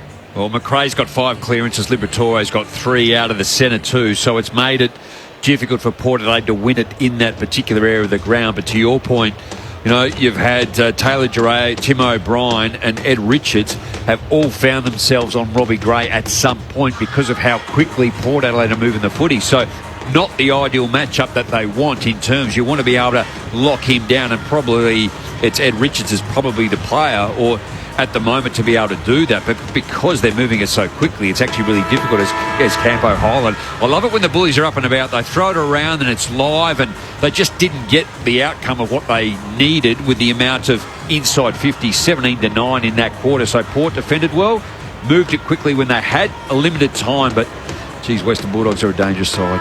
Power by 2 points for our Hoops fans listening. Scores between Sydney and Tasmania at 35 apiece in Game 1 of the NBL Grand Final Series. That's midway through the second quarter as well. High bounce in the middle. Hayes tries to juggle it out of the air, slaps it in front of McRae for the Dogs. Hands it off to Trelawney, slipped. Got caught in the tackle from Wines, but got it out to Liberatore. Back to McRae. Spiral punt up to right half forward for the Western Bulldogs, but Neil flew. Spoiled from behind by Houston. It'll carry over the boundary line. Let's check in with Liz Walsh downstairs. Yeah, just something to keep an eye on. Sam Powell-Pepper, Dan Houston, Mitch Georgiades, they all spent the last 12 minutes of that quarter on the bench. Now, that seems like a long time to me. Don't know what the experts think. Spot on. Yeah, halve their match payments for the first quarter.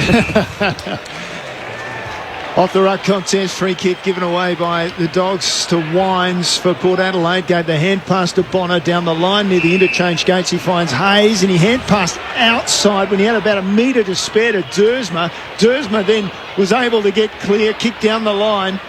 His kick didn't find a body. He follows up, had the ball. Treloar took him almost across the line, and it's run across by Bailey Williams in the end for the Dogs. And at left half forward for Port Adelaide, we'll get a throw in. I think Liz would make a very good line coach. She doesn't want any grey hairs. We enjoy working with her too much, Jammer. We can't lose her. Toss back in. Martin taps it down straight to Rosie.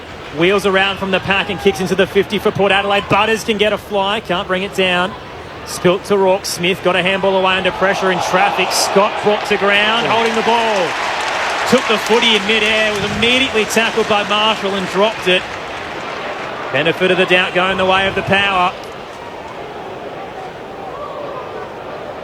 Incorrect disposal in the end too. It was a great tackle, wasn't it, by Todd Marshall too. Tried to get a handball away but didn't make connection. It's good pressure by Port. They came into the game being the number one pressure applied team in the competition. We're seeing that in the back half of the first quarter and the start of this.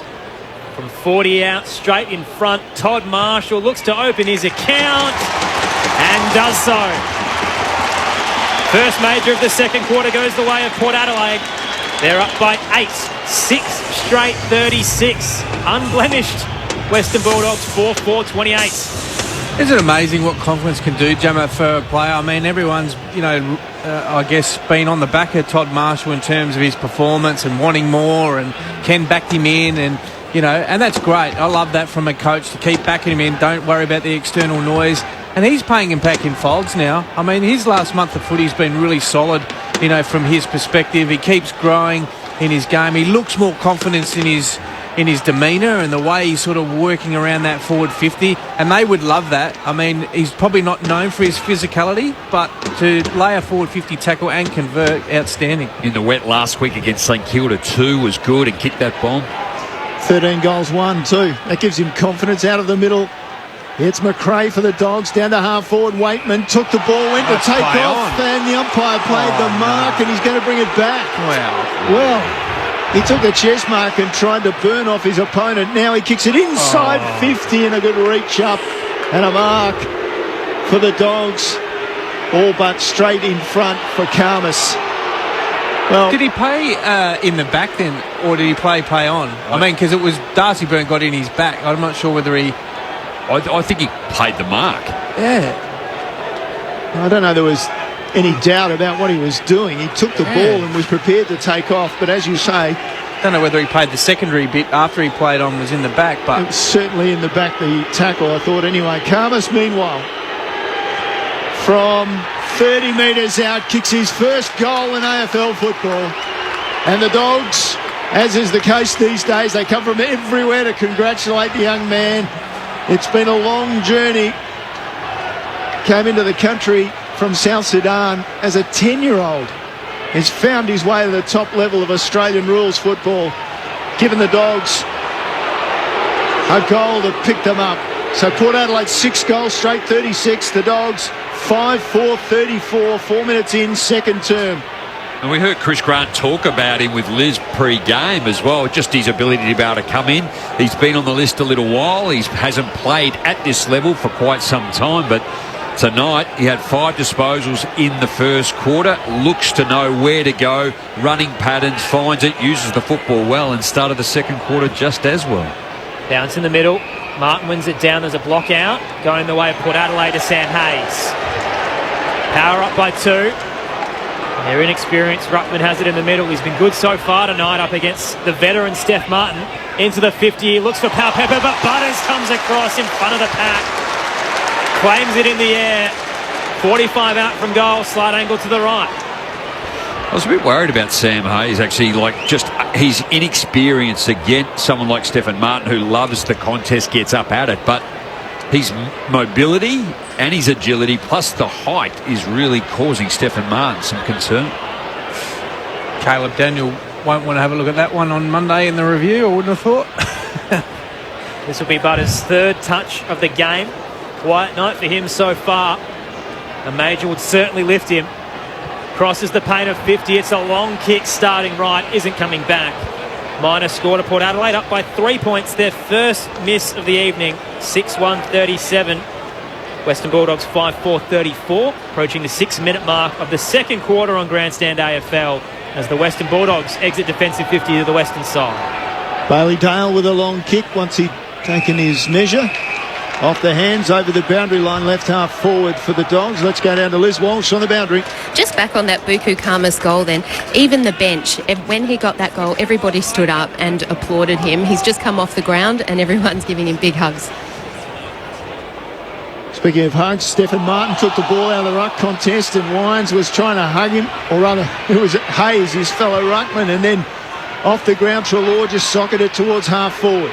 Picked up by Houston, gave it to Aaliyah, forward hand pass for Port Adelaide to Drew, but his kick only found the Dogs. And then a errant hand pass came away from Cordy. Ball on the ground now, and still in dispute. Finally, Port Adelaide. Hayes couldn't reel it in after Houston handball to him. It's turned over to the Dogs. Smith's kick in the side half forward wasn't great. Another turnover. And eventually Port Adelaide's going to get out of their defensive area. It's going to be Cleary who picks up a hand pass from Amon and he goes wide for Houston. Hear the Benny Hill music, Crossy. Turnover City on the western side. Now we're out on the east. Motlop heads down the line. Georgiades rises in front of the pack. Whistle on the play, but they'll keep going anyway as it's spilled to Gray at the back. Kicks into the 50 and hits Marshall. Wants to play on. Centres his kick. Finlayson's all alone at the top of the goal square and dribbles through his second. Port Adelaide up by 9 points. 7-1-43. The Western Bulldogs 5-4-34. 7.5 played on Grandstand AFL. Aaron Bryans, Neil Cross, Rod Jamieson, Scott Camporelli. Ugly passage of play, wasn't it? Two just on the wing here, went backwards and forwards 3 or 4 occasions. Port Adelaide got it out the other side, and just the ability to be able to, again, for Robbie Gray just to find that space in the midfield. Surprisingly, they're not tighter on him, and Todd Marshall spoke about his ability to be able to do it. Port Adelaide's confidence over the last few weeks has actually, I guess, increased. They started poorly. They kicked 9 goals in the second half. They smashed West Coast Eagles. They only kicked the 1 goal in the first half against St Kilda and came home with 4, and slow to start, but they're just starting to find their way. So Port Adelaide with their biggest lead of the night. They're out by 9 points. Out of the middle, they go back to find Bonner. And Bonner goes to kick the ball and decides a 1-2 is in order. Gets it back. Hand pass forward. Was he tripped? Play on. Boak inside forward. 50 with a kick. Georgiades reaches up and takes the ball in front of the eyes. 45-degree angle after taking the mark. Around about 40 metres out. Good run and carry off half-back by Bonner. Really good. Just had glimpses, haven't they? Bonner's done it. Kyle Amon's done it. Darcy Byrne-Jones occasionally tonight too. So Ryan Burton's playing some very good football the last few weeks. It's just slowly starting to come together.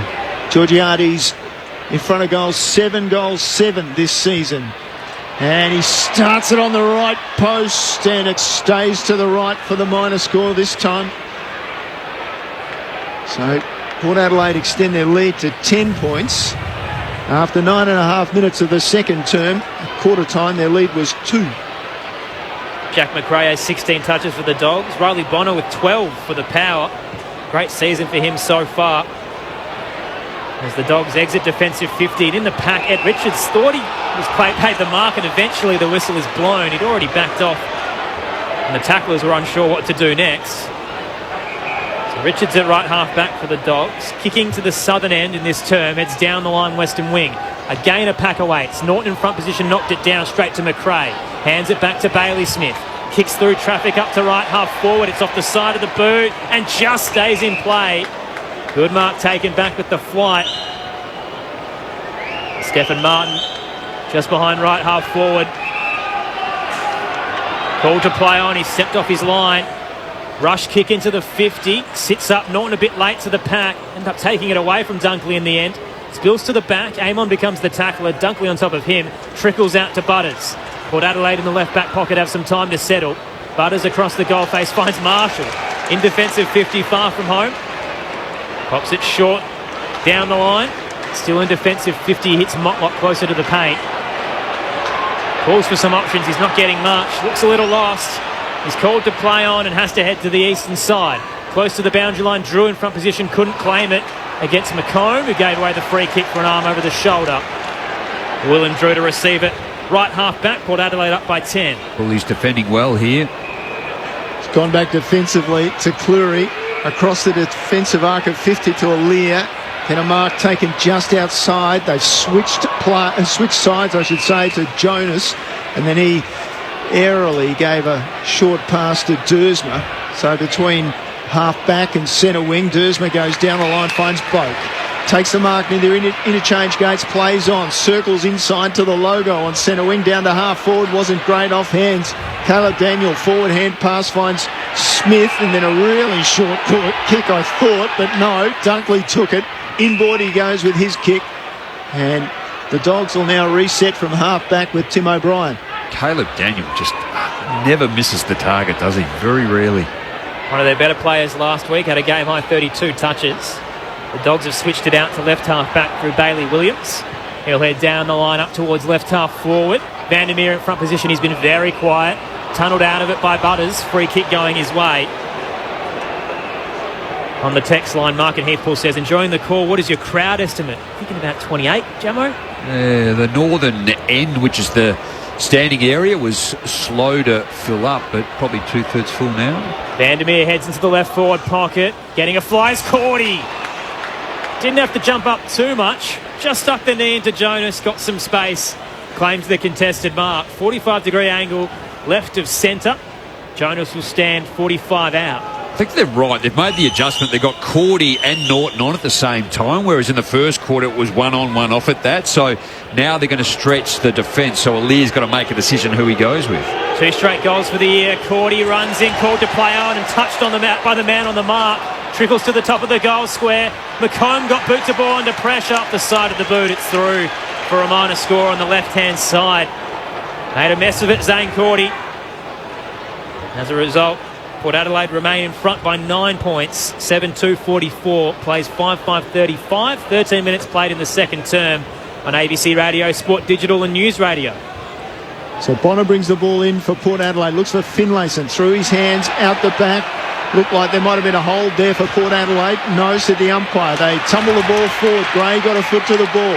It's at half forward now for Powell Pepper. Dummies to go inside and then goes long and high to the goal square. Over the boundary line, the ball will be forced in the end. Drew took it off the pack. He was forced over and we'll get a throw in about 20 metres around from the goal face. Jack McRae, 17 disposals. Liberatore's second best with 9 for the Bullies. Bonner 13, Boak with 10. Toss back in, attacking 50. Marshall caught behind Cordy but won it down. Went straight to Ed Richards for the Dogs. Retreats, uses Liberatore. Now Williams pushed as he kicked it, curls it across the boundary line. Coming across, Scott couldn't claim it. Spilled to Gray. Handed it in front of Powell Pepper, diving onto the footy. Scott against him. It's not going anywhere on the paint of 50. Left half forward for Port Adelaide. Ball up to come. They're up by 9 points. Powell Pepper, inspired in his 100th game, decided to go in the ruck contest. Now he pulls down his opponent, Cordy, who took it out of the contest. Umpire says, give it to me. So right on the attacking 50 for Port Adelaide. Ball goes in the air again. Comes off to Bailey Smith. Was he taken down without the ball? Yes, said the umpire. Aim on the offender. It'll be a free kick to the Dogs. And there's no way that Powell Pepper is standing on the mark, or if he is, then clearly Smith's off because he was very wide. Now he's called to play on down the line. Norton had his arm chopped, or at least he was held back, and he takes the free kick for the Dogs. Behind centre wing, he pops it up to right half forward, looking for Karmas, who only had eyes for the footy. Burne-Jones didn't. Got around him, took the mark, heads into the 50 to Waitman, lost it in the air, spilled down to Dunkley, gives it to McComb, right forward pocket. He'll centre his kick, it's flat and bouncing to Bonner, who's caught in the tackle from Waitman, got a handball away. Nice clearance coming for Port Adelaide, or is it? Straight up to right half back, and waiting there is McComb. Heads into the left forward pocket. Burne-Jones is in the hole, got a hand up. Fleury went down at the back, he dropped it. Flicked a handball out, Burne-Jones straight to Waitman. He's caught in the tackle. Dropped the footy. Norton gathers in the left forward pocket. Kicks around the body to Karmas. Drops it. He juggled it in the air and didn't claim it top of the goal square.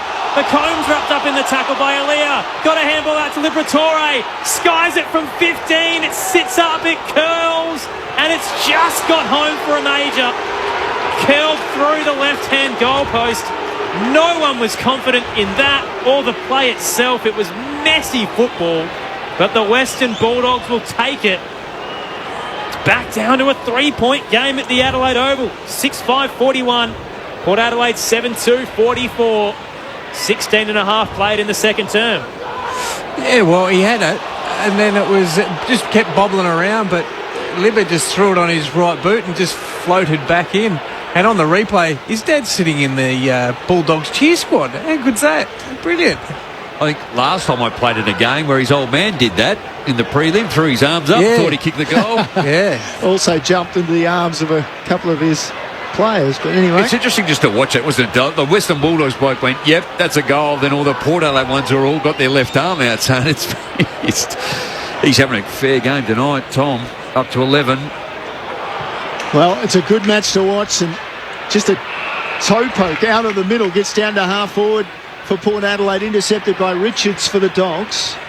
Takes his time, short he goes to Bailey Williams. Well, he feigned to give a hand pass, now he's in trouble, brought to ground by Wines, and that's holding the ball. So top of the 50, it'll be a free kick for Port Adelaide. Williams thought he was going to fake a hand pass, and the umpire called him to play on, and that was it. Wines was on top of him. Well called, Crossy. That's exactly what he was hoping too, that Wines would move off his mark. And he didn't. So Wines, I don't know if he's got this kick in him, but he's going to have a go. No, he's going straight to Bonner with a hand pass. Bonner maybe. No. Smothered by Williams. Well done by the Dogs. Williams takes the ball down the line, dribbles the ball towards Norton, and it comes off his shins and over the boundary line, and the Dogs breathe again. Port Adelaide had their chance to go deep with that kick and just didn't get it right. Port by 3 on the text line. Galen Launceston wondering if we can give the NBL scores. We sure can. Half-time of Game 1 of the Grand Final Series. The Kings up 3 points over the Jack Jumpers. Toss back into play. Quick clearance for Port Adelaide. It sits up at half forward for Ed Richards. Couldn't claim the chest mark. Giray dives in. Drew on top of him. No attempt to get it out. Umpire circles and says, my ball. He tossed up at half forward. So the Sydney Kings 43, the Jack Jumpers 40. How about them, eh? Jack Jumpers for the season. Tossed up at half forward. One down by Martin, straight to Wines. Caught in the tackle, but got it out to Rosie. Port Adelaide in the 50 through Bonner. It sits up for Marshall and Finlayson. They both contested each other. Spilled to the back. O'Brien got a handball away. Sits up on the boundary line. It's not really going anywhere. Holding the ball going to be paid. Taylor Giray received the handball, fell on the boundary line, was caught in the Drew tackle, didn't really have anywhere to go. The umpire's given it to the power. Well, the umpire was only about 1.5 meters away, so he was watching him pretty closely. You can see intent that close. So Willem Drew has it. Tightest of angles. 20 out from goal, left forward pocket. Wheels around, curls it on the right. Doesn't open the angle enough, out on the full. No score. Port still up by 3. 7-2-44. Plays 6-5-41. 1 goal, is it? 2 goals in this quarter to Port Adelaide.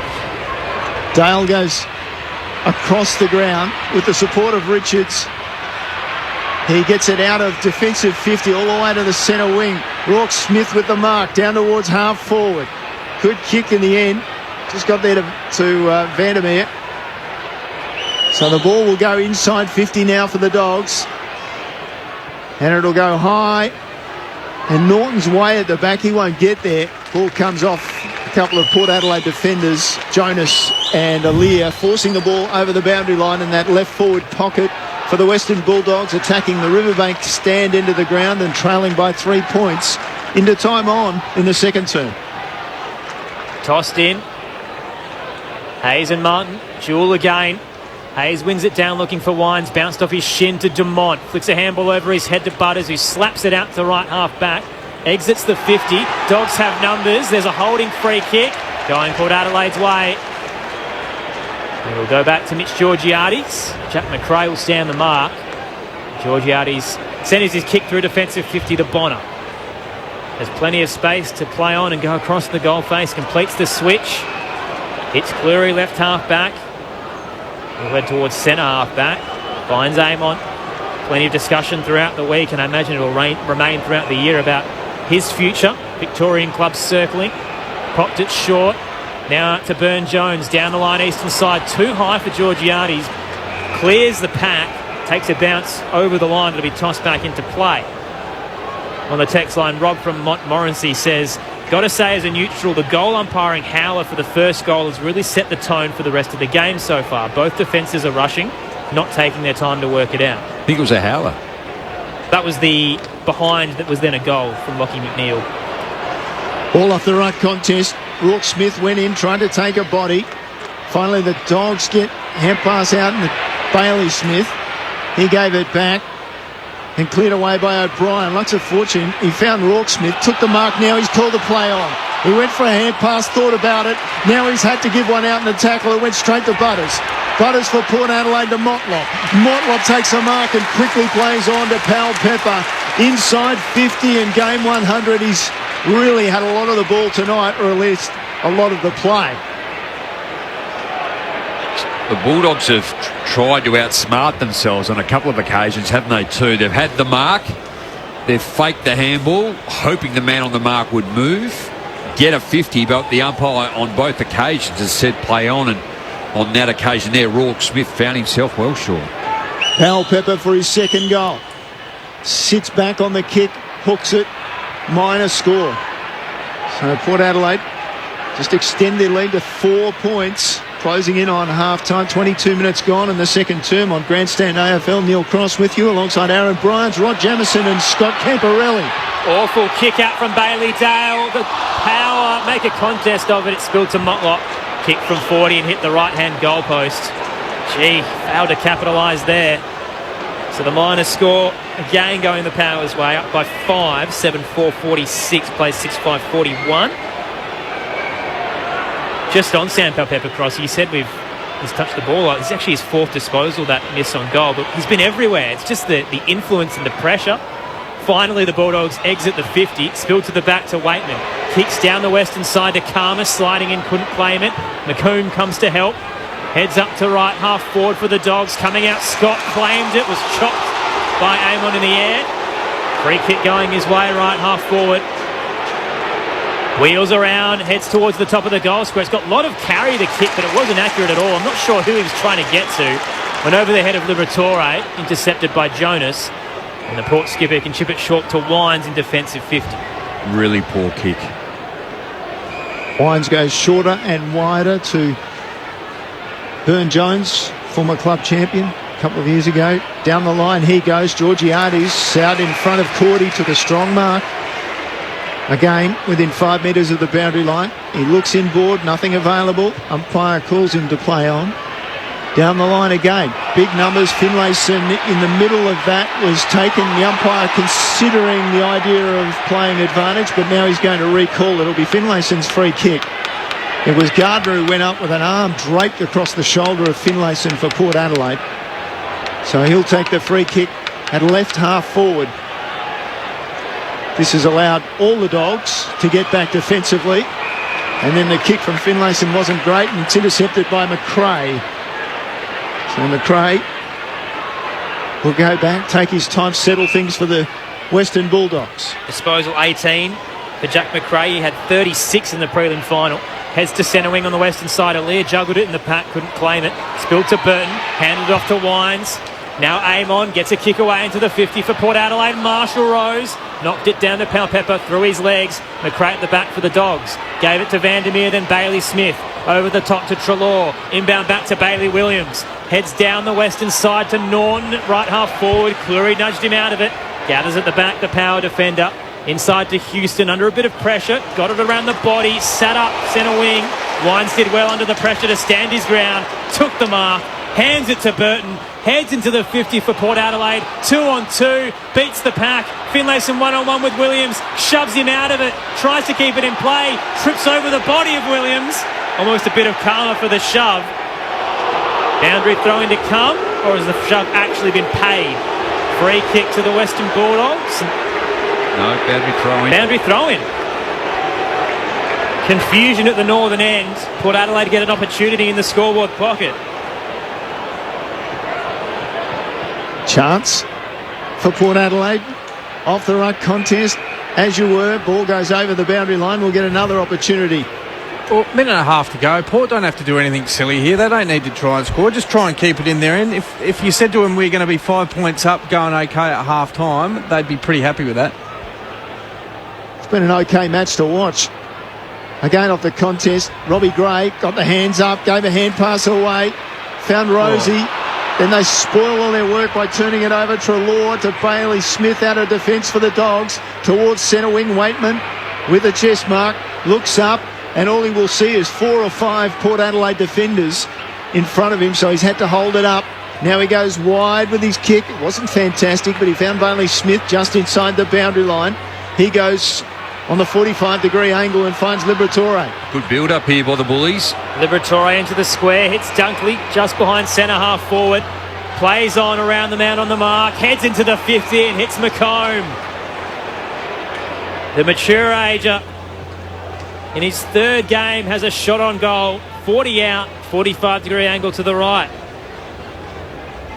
Big body, isn't he, too? They've got a good track record, the Dogs. So Anthony Scott came out of their Footscray team as a rookie pickup, mature age. Now McComb. He's been electric in his opening 2. 21 disposals last week. Looking for a goal tonight. It's a shame. Flat off the side of the boot. The goal umpire's gone down on the line. Thankfully, though, it's hit the right-hand goalpost. So no confusion about what's going to happen as the field umpire lets the goal umpire know what's occurred. It will be a minor score to the Western Bulldogs. Probably going to have to see a score review because the goal umpire's gone down here. It'll be a huge waste of time. Well, it hit the post, didn't it? So hit the post. There's no confusion about what's happened. It's just the goal umpire fell over. And maybe didn't see it. Surely the field umpire can make the call there. Exactly. I'm going early. Minor score to the Western Bulldogs, 6-6-42. Port Adelaide, 7-4-46. On the cusp of half-time. The behind is finally confirmed to the Bronx cheers of the Adelaide Oval. It'll be a 4-point margin. Port Adelaide with the lead heading into the major break, which wasn't looking likely at the start of this game. The Western Bulldogs got out to a 14-point lead. It was Port by 2 at quarter time, and now by 4 at the major break. 7-4-46 plays 6-6-42. Jack McRae with 19 disposals, Bailey Smith with 14, Riley Bonner with 18 for the Power, Wines with 13 as well. The goal scorers, 2 to Finlayson and Gray, singles to Motlop, Marshall and Pepper. For the Western Bulldogs, 2 to Norton, singles to McNeil, Karmas, Liberatore and Bailey Smith. Just that score update as well for our listeners who are Hoops fans. The Sydney Kings and the Tassie Jack Jumpers in Game 1 of the NBL Grand Final Series, the third quarter underway. Sydney lead 52-43. I think bounce down has just occurred at Perth Stadium. I'll quickly refresh. No score between the Dockers and the Roos. 2 minutes played in the opening term. No late changes there either. If you'd like to hear that call, jump on the AFL app. There is an ABC stream available too. The text line 0437 774 774 across the evening. M from Melbourne says, hi everyone, loving the comments and the call. Please tell me about Jeremy Finlayson. I think he's impressive. He certainly has been tonight. 2 goals. Across the year, he's been a bit inconsistent. So goalless in 3 of the 5 games he played heading into tonight, including last week. Was traded into the side for a future third-round pick from the Giants. So it didn't cost Port Adelaide anything. He's been good in the absence of Charlie Dixon, and at times he stood up, Jamo. Yeah, and he comes a little ways up the ground. Occasionally does a little bit of ruck work too, but just provides another option and just another left footer that they throw into the team just to change things around. Campo, speaking of tall forwards, it's felt like that's how Port Adelaide's got on top of the game at times, with Aaron Norton being targeted inside defensive 50 for Port Adelaide. Is that how you've kind of seen the game play out?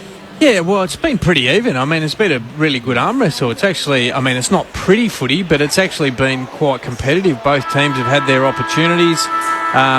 Port Adelaide have been really efficient. I mean, 20 inside 50s for 11 scoring shots, 7-4. So, but what they're doing, they're actually getting shots on goal based on... they've had a lot of marks inside forward 50, but less pressure than when the Bulldogs have gone in. So 26 inside 50s for the Bulldogs for 6 goals, 6, but they're kicking it more into a contested situation where Norton's flying and there's 3 or 4, Cleary, Alia and Jonas are coming across to try and impact that. So that's their game style, the Bulldogs. They're trying to get it in there, and then the other small mosquito fleet in there try and crumb and kick some goals. But I've liked Port Adelaide. I've liked the way that they've actually moved the ball. They've moved the ball a bit quicker, a bit more handball receive. You can see that their mentality is a bit quicker, which I like. That's the old Port Adelaide that we've seen before. And that's how you catch out teams that want to defend proactively. So if you go and get it inside the bubble, as we call it, inside the coach's box, you get it inside the bubble with a handball receive and you're facing the game, and you've got defenders that want to stand in front of forwards, you can catch them out really quickly. And Gemmo, you played down there, so you know that's what Port Adelaide do. That's what we've seen. They're runners. You see Bonner off halfback. We've seen Houston off halfback. Burn-Jones, a little bit of that through there, and Rosie and Butters are trying to work their way into the game. But impressive first half by both teams. They both had their opportunities and a pretty even game. The centre clearance stuff too, McRae and Liberatore on top once again in that second quarter. So an area where they just can't capitalise further down the field. I thought that last passage of play from defence, the way the Western Bulldogs constructed that and maintained. And you called it, Camper, like with a minute and a half to go, they get a throw in 10 metres around from their goals and just say, they've just got to hold it in this area. But then Western Bulldogs. He just flicked it into the corridor. I mean, that's ridiculous. Yeah, and then the Bullies go away and they were methodical around the outside. They were able to find the body, short kick, bring it inside too. And ultimately, McComb had a shot on goal when you would think, geez, it would have been...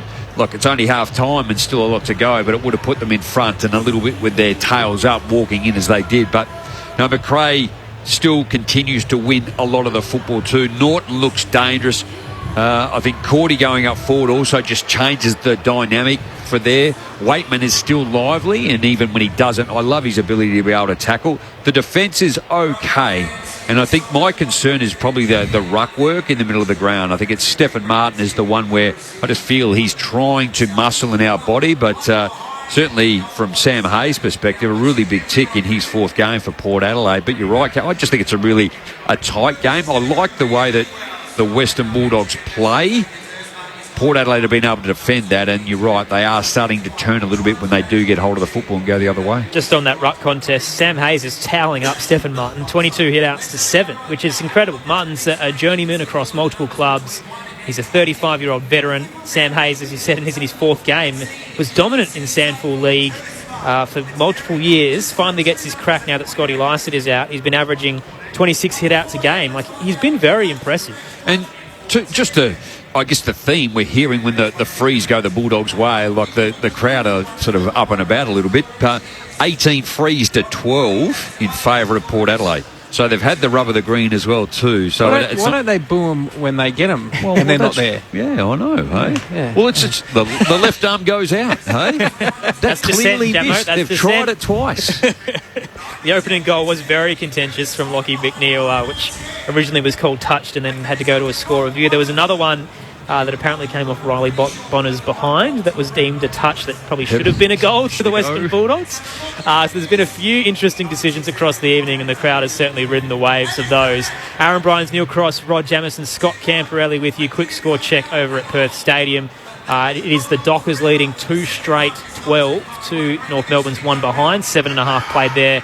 Goals to Jai Amos and also to Sam Switkowski. Amos in his debut, the first round pick at Fremantle. It's not Amos, it's Amos, which I'm sure there's going to be a lot of puns about him missing throughout the evening. Once he starts kicking behinds, he's going to be a miss time and time again. Well, thankfully he's kicked a goal with his first shot. So a good start to the Fremantle Tall there. Up by 11 in the first term here at the Adelaide Oval. Half time, Port Adelaide lead the Western Bulldogs by 4 points, 7-4-46. to 6642. Great to have your company on ABC Radio, Sport Digital and News Radio. I'll keep you updated across the NBL, the NRL as well. We'll head back to Perth Stadium for a score check shortly, but for now, let's take the latest from the ABC newsroom.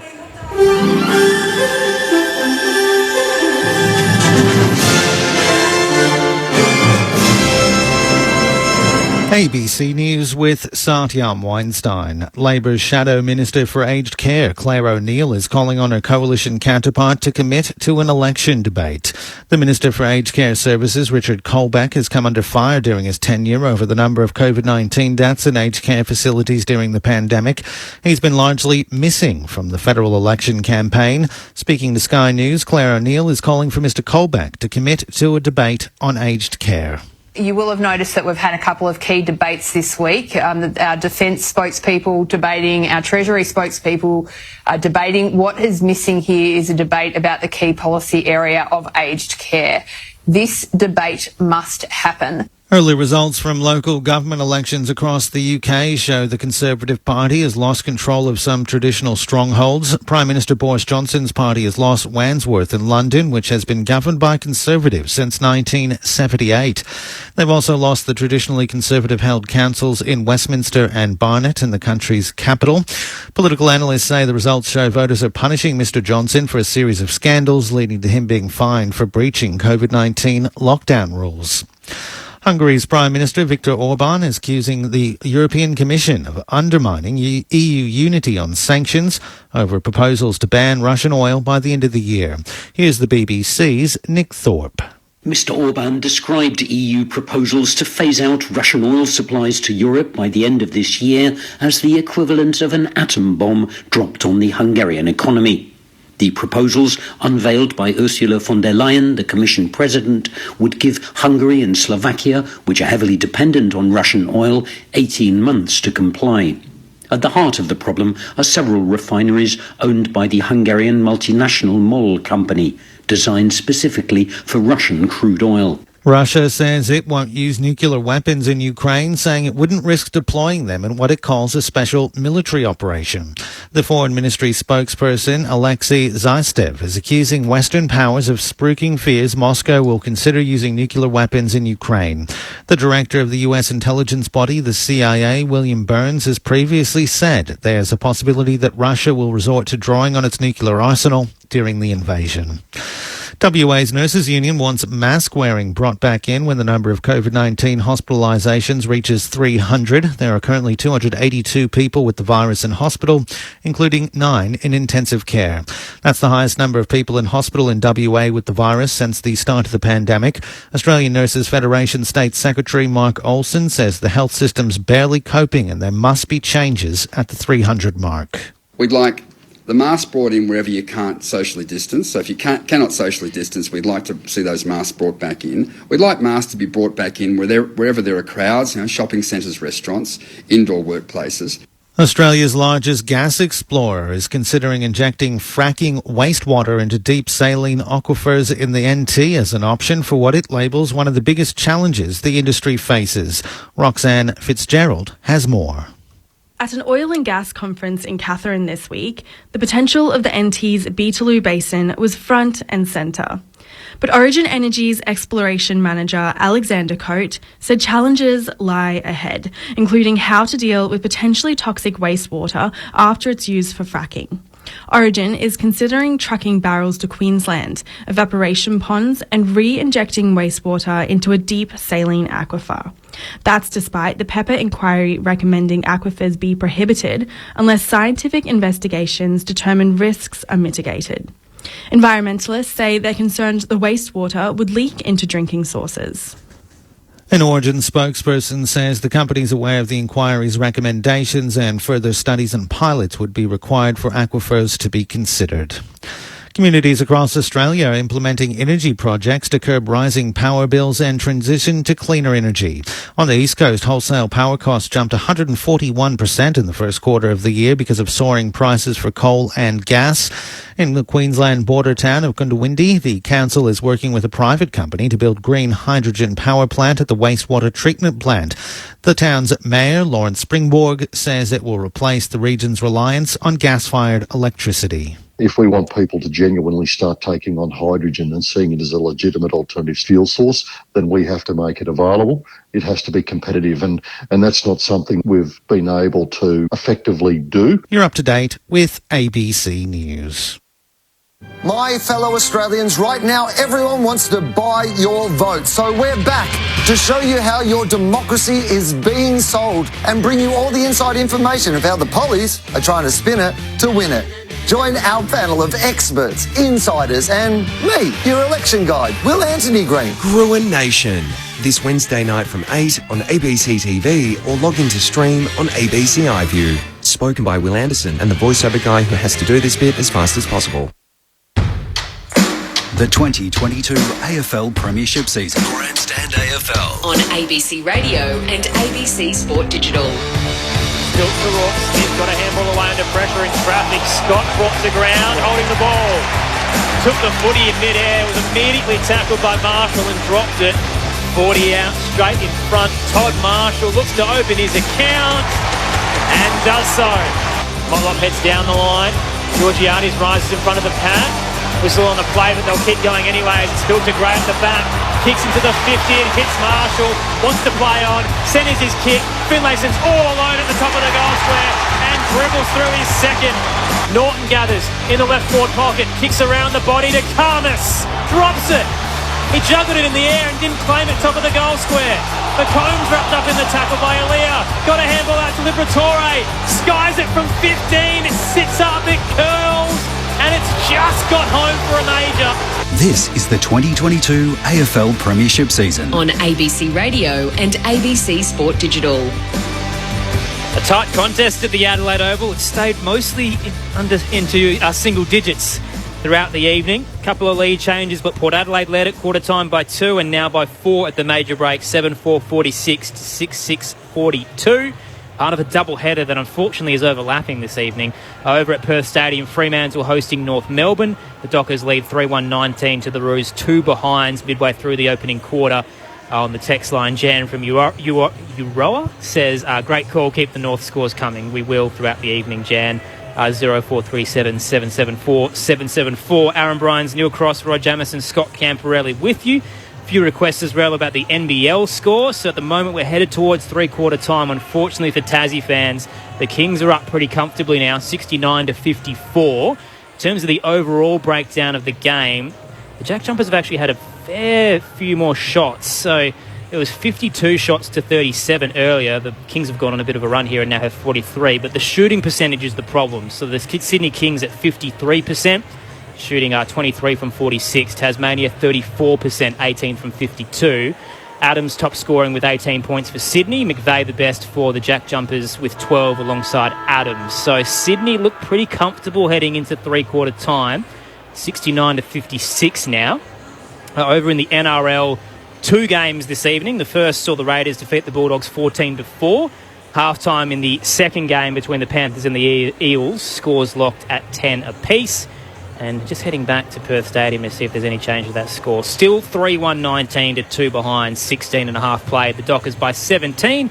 And great for the debutant Jai Amos, who kicked his first goal in his first game. Wasn't his first kick, but at least he didn't miss, which I imagine there's going to be a few jokes about that across the evening. Great to have your company, though, on ABC Radio, Sport Digital and News Radio for this cracking contest. The Power and the Dogs. Both sides failing to live up to the expectations they set last year when they played each other in the prelim final. And now they're both just scrambling to try get back into the 8. Port started the year 0-5, now on a 2-game winning streak, looking to make it 3. The Western Bulldogs 3-4. They're yet to string together wins across the season. Both these sides desperate to get a win. Port do it comfortably enough. They could actually jump the Western Bulldogs. At the moment on the live ladder, the Dogs stuck in 10th. Port Adelaide up in 11th. With that 4-point lead, 7-4-46 to 6-6-42. Also on the text line, Bill says the uncontested little outlet passes from kickings are the worst things in football, especially with only seconds left on the clock. I can understand it if you're trying to control the footy in defensive 50. What I don't like is the free stat to defenders who play on from the defensive goal square and get a kick. Oh, look, it's just a bit cheap. It is. It's been going forever and a day, though. Like, you used to sort of have those you'd play on and then away you go. But I guess traditionally there's only really three areas you can go. You can go short to the pocket, go wide. You can come wide 50, or you can go pretty much down the middle of the ground. That's pretty much the three.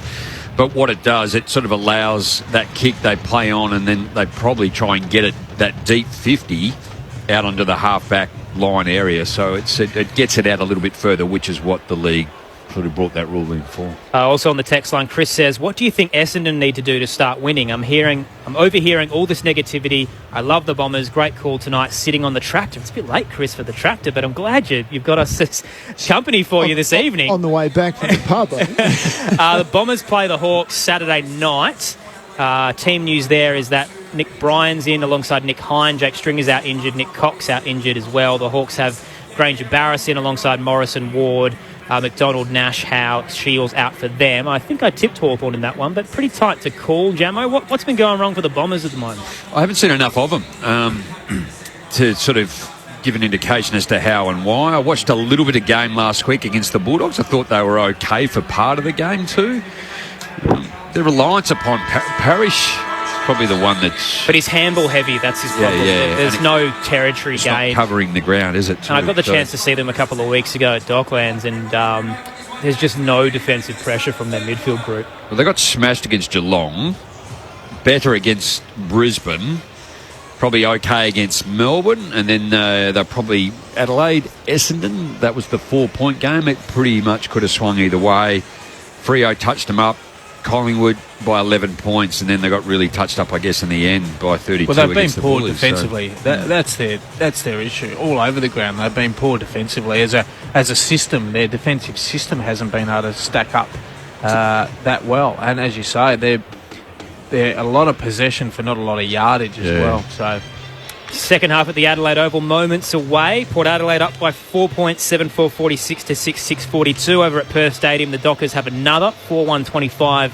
North Melbourne 2 behind, so they're up by 23 points. Freo time on in the first. If you want to hear that game, jump on the AFL app. There is an ABC stream available. Otherwise, following this game, will take you there for hopefully second half, maybe into the third.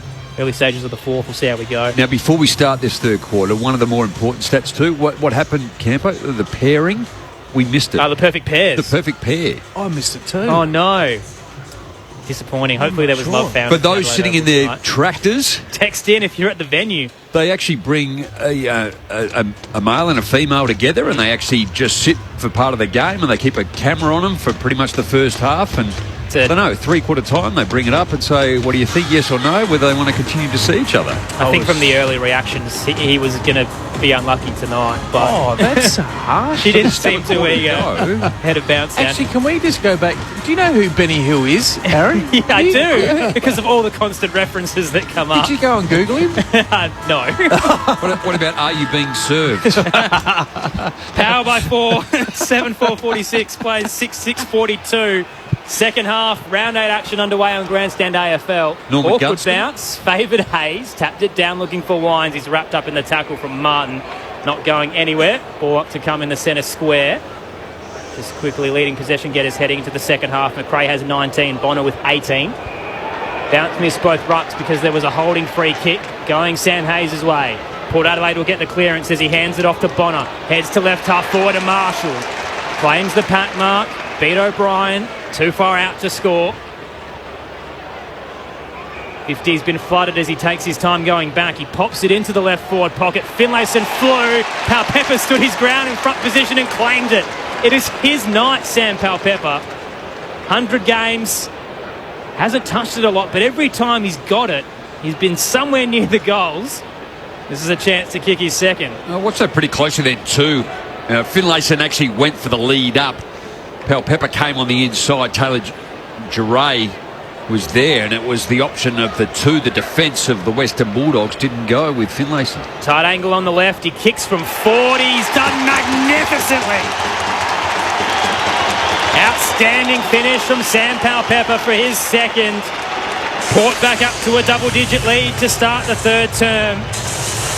8-4-52. The Bulldogs 6-6-42. 90 seconds into the third on Grandstand AFL. That was Bailey Williams. I mean, he was the one that just let Powell-Pepper just run and fly at the ball. You can see on the replay, there's two Port players versus Taylor Duray. I mean, he's an undersized defender, and you can see in the background Bailey Williams just trailing in behind. Once again, you get it into these Port forwards one-on-one. The Bulldogs defenders are putting no physical pressure on them at all. Just a tall defender. Alex Keith is probably the one they're missing, isn't there too? I think hamstring. I don't know how far away he is. Easton Wood. Third time in this match that Port's managed to get out by 10 points. In the middle again, Wines with the clearance, just socket off the ground down to half-back, picked up by Treloar for the Dogs. Hand pass to Martin, the ruckman, back to Treloar on centre wing. He drives to half-forward. Waitman came forward under pressure and from Burton and took a strong mark. So at left half-forward, he looks up, changed his mind 3 times, went out with a left-foot kick. It's too short. Called play on. McRae took it and then chipped it over the top and was run on, and McComb took the mark. 48 from goal. Considers his options. Now he's called the play on. Looks for the lead of Norton. It falls over the back, right under the chest of Waitman. He's 20 metres out. Not a lot of angle. No, there's going to come back to Norton for a free kick in any case. I'd rather have it in Waitman's hand if I was a Dogs fan, but never mind. Norton, the left footer, slightly to the left of centre and only 20 metres out with a chance to kick a goal for the Dogs. He really looks like Vitas Gerolaitis with that headband, doesn't he? Oh, there's a name. Aaron, do you know Vitas Gerolaitis? No. Great tennis player, wooden racket. Norton is a pretty good footballer, and that's a good kick. So the Doggies get one back in answer to Port's early goal in this third term. Gee, it's an interesting game to watch. The Bulldogs 7-6-48 trailing Port Adelaide 8-4-52. 3.5 down in the third term. Just looking, I think Cleary's going with Norton, and I get to respect that Baku Karmas is actually now receiving. I reckon Lear is sort of manning him up as they now work their way back as to into position. Well, I think Cleary's taken the deepest one, and then he's coming out, Lear, so he can sort of be that patrol across half-back and try and intercept Mark. But, that's not a great matchup for mine on the basis that Cleary's not a great jumper. He has to body and not let Norton jump at the ball. He doesn't have the speed to go with him either. Port by 4. Hayes went early in the ruck contest. Martin stayed down. Got the quick clearance straight towards Robbie Gray. Paid the mark out on the eastern side. Heads into the 50. Marshall in front position. Couldn't claim it. Knocked it down. Gray's there. Tried to gather. Handball wasn't clean. Dale soccers off the deck up towards the eastern side. Bounces in front of Houston. He's got Treloar on his tail. Retreats back to Dumont. Kicks forward to Motlock. Marks at left half forward. Too far out to score. Can give Port Adelaide another inside 50. Heads along to the top of the goal square. Marshall's outnumbered. Spoiled by Gardner. Straight down to Martin, who fumbled. Power players swarm. Boat gets it out. Dumont pushed as he kicked it. It sits up at the top of the goal square. There's only Dogs waiting back. Jack McRae in the defensive goal square will take the mark. Disposal 21 coming his way as he heads out to the eastern side. Long and high. Ball punch to the front. Norton took it down, was taken down immediately in a tackle. Umpire will call for it. And it was that man, Powell Pepper again. The enforcer, the big dog. Ryan Gardner's got a bit of a limp up. Doctor's heading out. They can't afford to lose a tall defender. Off the ruck contest to Bailey Smith with a clearing kick, but well read by Burton. Took a mark ahead of Waitman. Slightly inboard he goes. Out on that eastern side to Bonner. Bonner sends it right across the square to half-back. Finds Amon, and Amon goes wide with his kick to Drew. Pulls it up just near the boundary line. And he can't keep it in with McComb coming across his leg. And it's out over the boundary line near the interchange gates. Speaking of which, somewhere down there is Liz Walsh. Yeah, I'm keeping a close eye on Bulldogs' Rourke Smith. He finished the last quarter on the bench, has started this quarter on the bench, has just gone in after having a real working over on his calves. So there could be some concern there. Not good news for Rourke Smith. I could do with a calf massage. 7 disposals for the evening so far for him. Sam Hayes wins it down in front of the benches, straight to McRae. Pushes, he kicks it around the body. Works brilliantly to Houston. Port Adelaide with the intercept, right half back. Up by 4, early stages of the third. Doesn't know what to do. Went in, out. Goes on the 45 to Rosie. Hands it back to him. Nice little 1-2 as he heads up to right half forward. Finlayson can rise, outnumbered in the pack. Bailey Williams grabbed a little bit of his jumper on the way in the air, but it's knocked off hands over for a boundary throw-in. Over at Perth Stadium, the Dockers by 29 approaching quarter time. In the NBL, the Kings up by 13 points early stages of the final quarter against the Jack Jumpers. Ruckman go at it.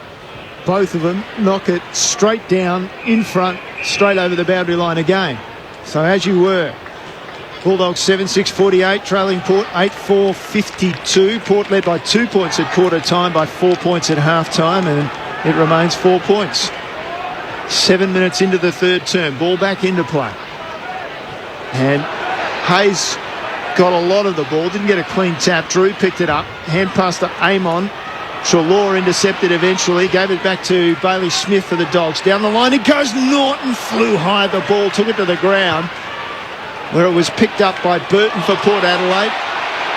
Well done by Wine, slipped out a hand pass to Drew, and then Houston, and in the tackle he held up the hand pass and threw it wide for Boak, who's gone inside 50 with a kick. Intercept mark taken by Bailey Dale across the front of the pack for the Dogs. That's the reason he's an All-Australian. He was elite last year, and he's gotten even better this season, averaging a career-high 27 touches. Called to play on. Heads to left half-back on the western side for the Dogs. Scott waited for it in the air. Burne-Jones came across to spoil it out of play. Bulldogs kicking to the northern end in the third term. Aaron Bryans, Neil Cross, Rod Jamieson, Scott Camporelli with you. Goal apiece so far. Great contest to start the round. Toss back into play. Martin in a tug with Hayes. They both have the jumper. Umpires paid a free. It'll go the visitors' way. The Bulldogs through Liberatore take the advantage. They head up to left half forward, and Norton pulls it in with one arm against Cleary. Hands it off to Liberatore, who kept running close to the boundary line. Centres his kick into the 50. Back with the flight. He was intended for Waiton and had too much on it. And Dumont comes to intercept for Port Adelaide. He'll send it out to the scoreboard pocket in space for Amon. Amon was dropped a couple of weeks ago. Fortunately got a recall and it's made the most of it. And it'll be a free kick on centre wing to where he kicked it. It'll be going to Marshall. So pretty much on the logo on centre wing, eastern side of the ground. Marshall looks, holds, waits. He'll get called to play on. Now he does. Kicks it down high to half forward. Dogs, plenty of numbers. Martin was the one who got hands on the ball. And Vandermeer just knocked it wide. Hand pass out from Rosie. They work it through the hands. Back to Amon. Inside 50. Boat kept running. And took a chest mark. 25 out. Near the boundary line in the left forward pocket. You've got to cover the ground and you've got to find the space. But if you can't actually have someone use the football like Amon, it actually makes it really difficult and almost a waste of time. And Travis Boak, just incredible with his work rate. The older he's getting, he just continues to work forward from the middle of the ground and creates. And Carl Amon, who was dropped, wasn't he, last week? Dropped and then a late in. Has actually played very well. Nobody knows this ground like Travis Boak. His 100th game at the Adelaide Oval, and he's going to celebrate with a goal. Beautiful finish from a three-time All-Australian.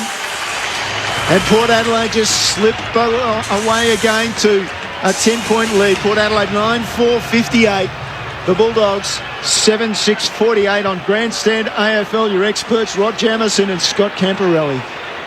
Well, you called it right, Jammer. I mean, it's your ability to keep working and find space. And then it's just the polish to be able to find that player. So, yeah, you can run into space, but it's got to be your ability for your teammate to actually lower their eyes and not just blast it there like Amon did. He just lowered his eyes, backed his poise, backed his kick inside forward 50. I mean, that's a great finish from a great player that's been had such longevity in the game. He's still running and covering the ground as good as anyone in the game.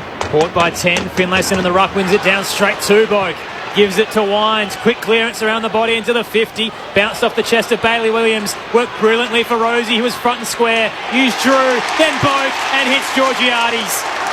Diving back with the flight, takes the mark. 30 out from goal. Tight angle on the right. They got beaten at their own game there. Yeah. Centre bounce clearance, and then it was Rosie clean. Quick give to Drew, to Boak, and then Georgiades just spat out the back. I mean, that's just great footy by Port. Taylor Duryea had the ability to actually, he was in front, but just couldn't take it cleanly, as difficult as it was to be able to keep the ball loose, and Port Adelaide cleaned up. Tight calf heading into the contest, was subbed out last week but passed the fitness test and now gets a chance to kick his first in the third. But starting left and not coming back. That's an awful shot. It stayed straight in terms of his approach, but the angle was terrible. Just sneaks through for a minor score on the left. Port by 11. 9-5-59, plays 7-6-48. It's an interesting run-up or walk-in when he actually has it got about two-thirds of the way and he sort of lifts his left leg really high, like a horse. Like a dressage. Yes. Dogs bring the ball down. Sharpen him up. Dogs down this western side of the ground. Headbutts to Rourke Smith near the boundary line. Bounces the ball towards half forward. It's picked up by Georgiades. Gave it back to Rosie. Rosie with a mongrel kick down the line, if you like, and it was marked on the chest by Duray going back. Inboard he goes to Bailey Dale. By average, more metres gained than any other player bar one in the AFL this season. They switched successfully, the Dogs. Gardner went to Williams, now Bailey Smith takes the mark and goes. Heads into the 50, there's another whistle. Non-controlling umpires pick one out off the play. Still hasn't signalled which way it's going. They're actually going to consult what's going on here. What's the confusion between the two? Here, Aaron is coming on the ground, so I'm not quite sure. Emergency umpires come on. Might be an interchange issue, is it? Mass confusion about what's occurred here. Normally it's looks like the Bulldogs are going to get a shot on goal though. Yeah. Bailey Smith will be marched. So Smith had taken the ball in possession when whatever happened, and Liz Walsh might be able to help us out. And then he gets 50 because of the infringement. Stephen Motlop's having a chat here at the interchange bench. Liz, to your right, not quite sure if he's caused the free to happen with the emergency umpire coming off the bench. Meanwhile, Tom Jonas stands the mark, 35 out. Bailey Smith comes in for his second to punish the power and doesn't. Hits the right-hand goalpost, minus score. Back to a 10-point game. Port 9-5-59. The Dogs 7-7-49. Liz, what have you got for us? Yeah, look, I was actually so busy looking at the Bulldogs bench, which is suddenly hectic. We have Leif Vandermeer with a glute issue. We have Tim O'Brien with a right calf issue. And Hayden Crozier is really starting to warm up. So meanwhile, the power's gone from end to end from that kick in, and it's come to Georgiades, and he's sprayed his shot for goal, and it's a minor score. He had it inside 50, 40 out. 3 behind for Georgiades. The Dogs are quick to take it straight down the middle, and they find Treloar, and Treloar flares it out to the eastern side of the ground over the head of the pack. Richards first to recover for the Dogs, tries to get a hand pass back, does so successfully, and now he's got a hand pass over the top available for Bailey Smith near the boundary line, gets a kick away inside forward 50, bounces near the boundary line, still somehow it stayed in. Aaliyah picks it up for Port Adelaide. Clears it out of defensive 50 to left half back. Marshall in front position takes the contested mark. Certainly has some confidence this evening. Centres to Burn-Jones, who exits defensive 50 through the square. Down the corridor goes Butters. Hits Gray. Nearly crunched. Thankfully, Bailey Williams held up. Gives it off to the runner Boat. Puts it in space at right half forward. It bounces in front of Finlayson. Tucks it under the arm on the paint. Had plenty of time to think where he was headed next. Kick was too short for Dersma. Kept it in the field of play. Hands it into Gray. Tight angle outside of the boot. Check side was a minor score to the right. Let's check in with Liz again. Yeah, Hayden Crozier is now being subbed into the game. Tim O'Brien with a sore right calf has been subbed out. The Dogs have wasted little time getting out of defensive 50 as well. Daniel looked for Karmas. Knocked it to ground. Carried over the boundary line. Maybe out on the full. Rod Jamieson certainly thinks it is. The boundary umpire and the field umpire come together, and it is a free kick to Carl Amon. Currently, they're up by 12. So Amon's kick, long and a strong mark taken, was it? Yes, it's play on advantage. In fact, it was, no. Paid the mark. He paid the mark, so it can't be play on advantage, and it'll be Dumont who'll take it for Port Adelaide. It's the second time tonight that that's actually happened, Campo, isn't it, too, where you've actually had the ball's come in, there's a contest there, the mark's been taken by, is it Jamont, but 2 Western Bulldogs defenders couldn't bring it to ground. Dumont makes no mistake, he's basically kicked from the top of the goal square. And Port Adelaide slip away.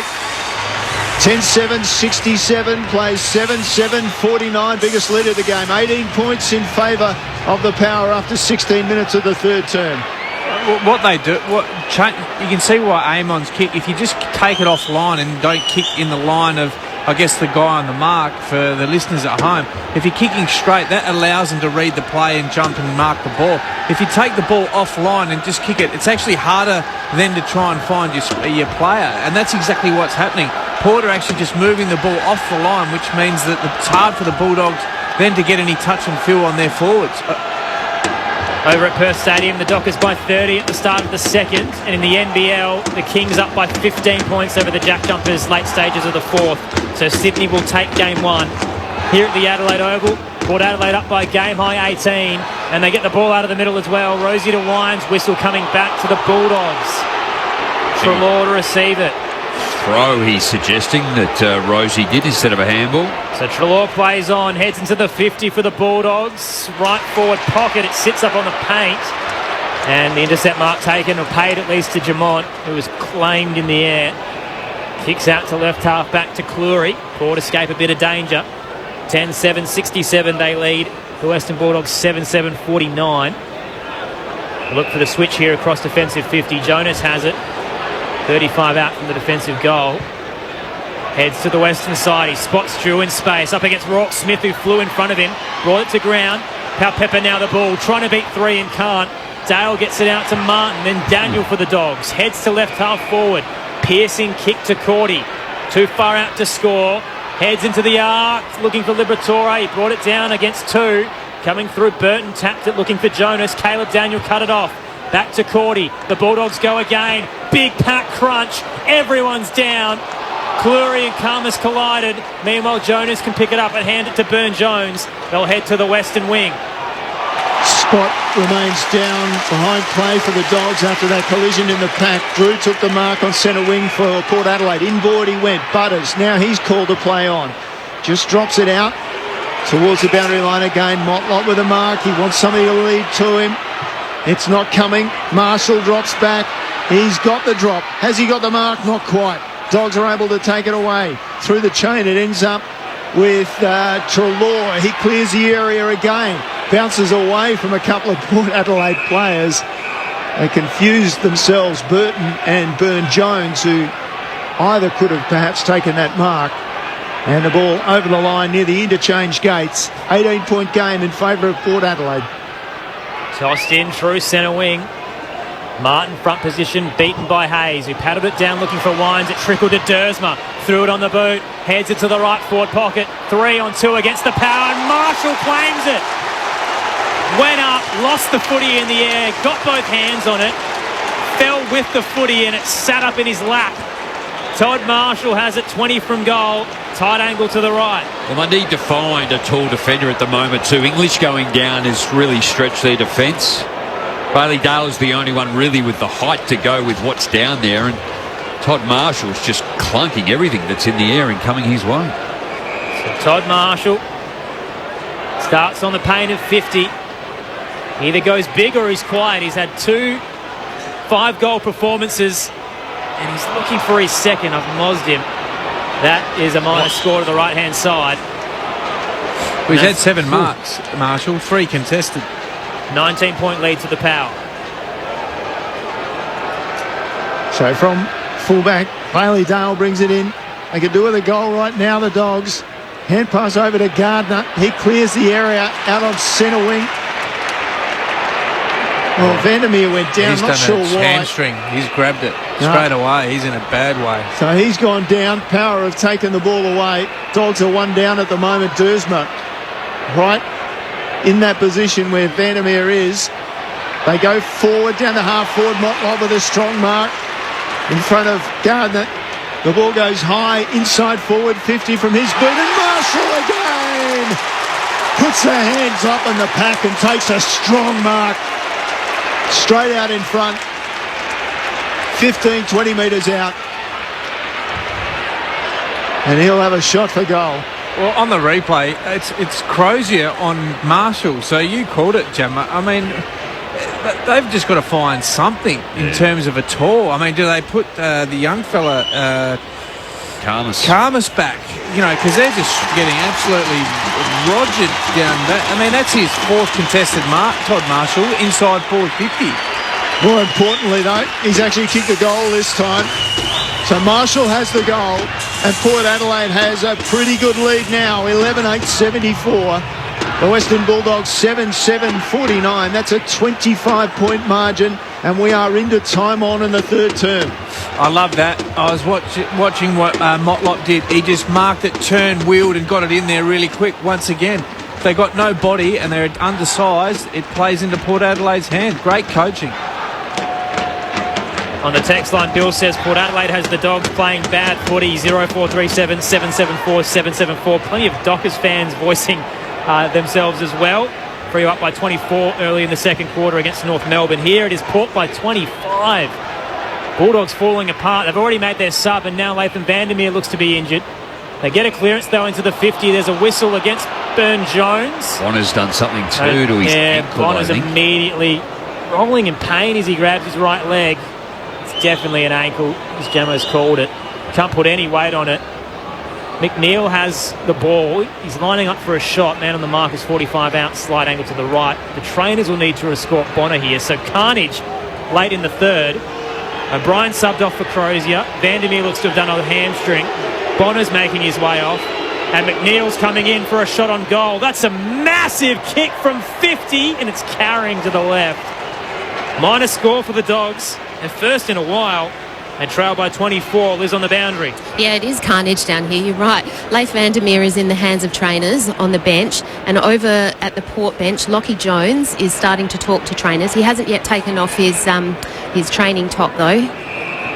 But I assume he's about to be subbed into the game. So I still don't understand that too. I mean, they're just waiting for Bonner to come off. Well, I think it's just a safety thing more than anything. Because if they play Jamo and they've got three guys that are not watching the ball, they're big men. They're going to get absolutely killed. Yeah. Just while we're watching, waiting for it to reset, they just showed the replay of the infringement on the interchange. So it was Ollie Wines who actually tried to tried to smother the ball, and he came straight off the ground, didn't go through the interchange bench, and I think it was Amon that came on the ground. So he didn't go through the gates, and Amon came on the ground. So can he come back on there? What do you mean? Can Ollie Wines then come back on if he hasn't gone through the gate? Well, I'm not sure. I think that's why the infringement was made. So, while we've been discussing that, Port have moved the ball down to centre wing. It's out of bounds on centre wing. We'll get the throw in. But, yeah, that's interesting, the rules and how they'll relate and whether it's considered if he doesn't go off through the interchange gates, is he eligible to come back on the ground? And he's back on there, Crossy, too, so... Now, it might be a fine coming for Port Adelaide one way or the other. Be interesting in the aftermath. Meanwhile, ball's thrown back into play. Rosie's dancing around. Disqualification. Beat a couple. Well, wipe the score. No. Settle down, Jammer. Let's not go that far. Ball on centre wing. Eastern side of the ground. Port Adelaide in control of this match. 24 clear. Hayes won it down to Boat. Quick kick to half forward. Marshall did well on the bounce to gather, but gave it to Motlop, who slipped. Did well to stand back up and give it back to Marshall. Fortunately, their momentum's been halted. Wines dropped it in the tackle, gathered off the bounce and gave it to Rosie. No free kick. Thankfully for the Dogs, the kick inside 50 wasn't great. Dale sticks up an arm and intercepts. He'll kick the half back to Treloar. He can go for a run through the centre square. Takes a bounce and puts it up in front. At left half forward, he's looking for Scott. Just too far in front of him. And carries over the boundary line to be tossed back into play. Liz Walsh with some more injury news. Yeah, Leif Vandermeer has just been sitting on the bench with his head in his hands. He seems visibly upset. The Dogs, it looks, are down to 3 on the bench. Yeah, it's a severe hamstring one, that one. O'Brien subbed out of the game for Crozier. And now Vandermeer out as well. Concerns for Bonner for the Power. On the ruck contest, messy football, but Hayes finally gets a handball out to Rosie for the Power. Heads back to Burne-Jones. Try to go forward to Boat. Cray stuck a hand out, couldn't reel it in. Just hope that they're normally Jamo, those ones where they really grab quick. There's the tendon, that hamstring tendon, really high up, in your backside, where it joins. Normally they're the ones that they go down and look like they're shot. So Ruckman battling, ball comes to the front. Boat picks it up, quick hand pass away, and Rosie's slipping, and he was tackled after he slipped to the ground. Caleb Daniel came in. Umpires said, fortuitously for Port Adelaide, will throw it up 5 metres in from the boundary line. It's taken out of the ruck contest by Stephen Martin. Now somehow he smuggled the ball through the pack. Drew took it, he was slammed down. Rosie then got it, gave it to Wines. Wines stood up in a tackle, got it down ahead of centre wing. It comes off the pack, taken by Richards. Running across the ground and on his non-preferred right foot, he does okay to get it in the direction of Crozier. And he appealed to the umpire and got the mark, I think. Against Robbie Gray. Looked like the power are out there. Meanwhile, Crozier keeps going. A nice little 1-2 with Duray. Heads into the 50 scoreboard pocket. Norton coming out. Cleary all over him. Spilled to Waitman. Tries to shrug the tackle, but just can't get away. Got a handball late as he hit the deck. Spills out. Picked up by Burton. Handball over the top looking for Byrne-Jones. He fumbled on the paint of 50. Liberatore comes in for the Dogs. Tried to paddle it to McRae. He becomes the tackler. Now McNeil got it out.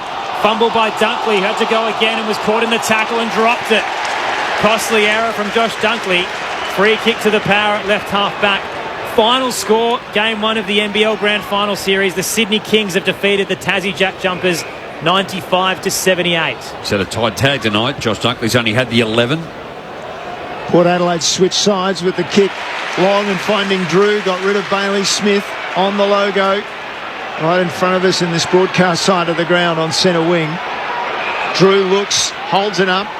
Goes back into the centre square to Jonas and then completing the switch with a long kick out to Byrne-Jones on the other side of the ground. One bounce, I should say. Then the pass finds Butters. He's gone around the man on the mark twice. Stepping around now inside 50 with his kick. Oh, and he spots Finlayson, who took a strong mark ahead of his opponent. Just too big, too strong for Crozier. Well, once again, Gemmo changed the angle of the game. Yeah. So even that, just going back and forth, what it does is because they're forcing, the Bulldogs are hoping you're going to kick down the line. So they bank on trying to read the game. And once again, just going offline just allowed Finlayson a one-on-one against a small. So he's about 35 out, Finlayson. Trots in, steps back and kicks it straight through. He's happy. The Port fans are up and about now. New game high margin at 30 points. It's Port Adelaide 12-8-80. The Western Bulldogs 7-8-50. Nearly to the 30-minute mark of this third term. Liz Walsh. Riley Bonner's still in the hands of the team doctors down here, but Lockie Jones, the Powers medical sub, he's gone for a quick run, sucked back an energy drink, and he's about to be subbed into the game. Meanwhile, the Bulldogs coach has just come down to the bench. It's carnage down here for them. I've got like a paint palette in front of me here, just with all you got the interchange bench, and you got the players that can't come on and the players that have been subbed out for the Western Bulldogs. So they're in some sort of trouble at the minute. For context, that's the champion data screen, which has different clears based on where players are at. Red is out of the game, blue is maybe. Gemmo, or? Yeah, they all are. In the middle, Bailey Smith with a quick clearance for the Dogs out to the eastern side to McComb. Gathered on the bounce, got it into the 50 for the Western Bulldogs. Norton shoved Cleary out of it, takes the mark and is paid. Straight in front, 30 out. The Dogs need this. Now, there's 20 seconds to go. Is he going to go back and just kick the drop punt, or is he going to snap it over his right shoulder? The umpire standing right behind him if he comes off his mark. He's got 10 seconds. So Norton has 3 already. He's keeping the Bulldogs alive. From 40 on the left. Bullseye for the Bulldogs. That'll keep him in the hunt. 3-quarter time. They reduced the deficit to 24 points. 12-8-80 plays 8-8-56. Over at Perth Stadium, Fremantle leading North Melbourne 5-2-32 to 1-2-8. 4.5 played in the second term there. The goal scorers in this contest, though, at the Adelaide Oval. Finlayson has 3, 2 to Gray, Marshall, Powell-Pepper, singles to Motlop, Boak and Dumont. For the Bulldogs, Norton now has 4, singles to Smith, Liberatore, Karmas and McNeil. Carnage at the ground, though. O'Brien subbed out of the game. Crozier is in. Vandermeer's done a hamstring, so the Dogs are a player down, and Riley Bonner's about to be subbed out of the game with a right ankle injury. Thanks for joining us across the evening. ABC Radio, Sport Digital and News Radio. Hopefully a thrilling finish coming your way on Grandstand AFL. It's happening. Australia votes on the 21st. I'm Patricia Carvelis, the host of RM Breakfast. I think very hard about the way that I cover everything, and I think very, very deeply about making sure that people are able to make their own choices about what they want this country to look like. Get accurate, impartial information on your ABC radio or head to abc.net.au/Australia Votes. Election news that matters to you on the ABC.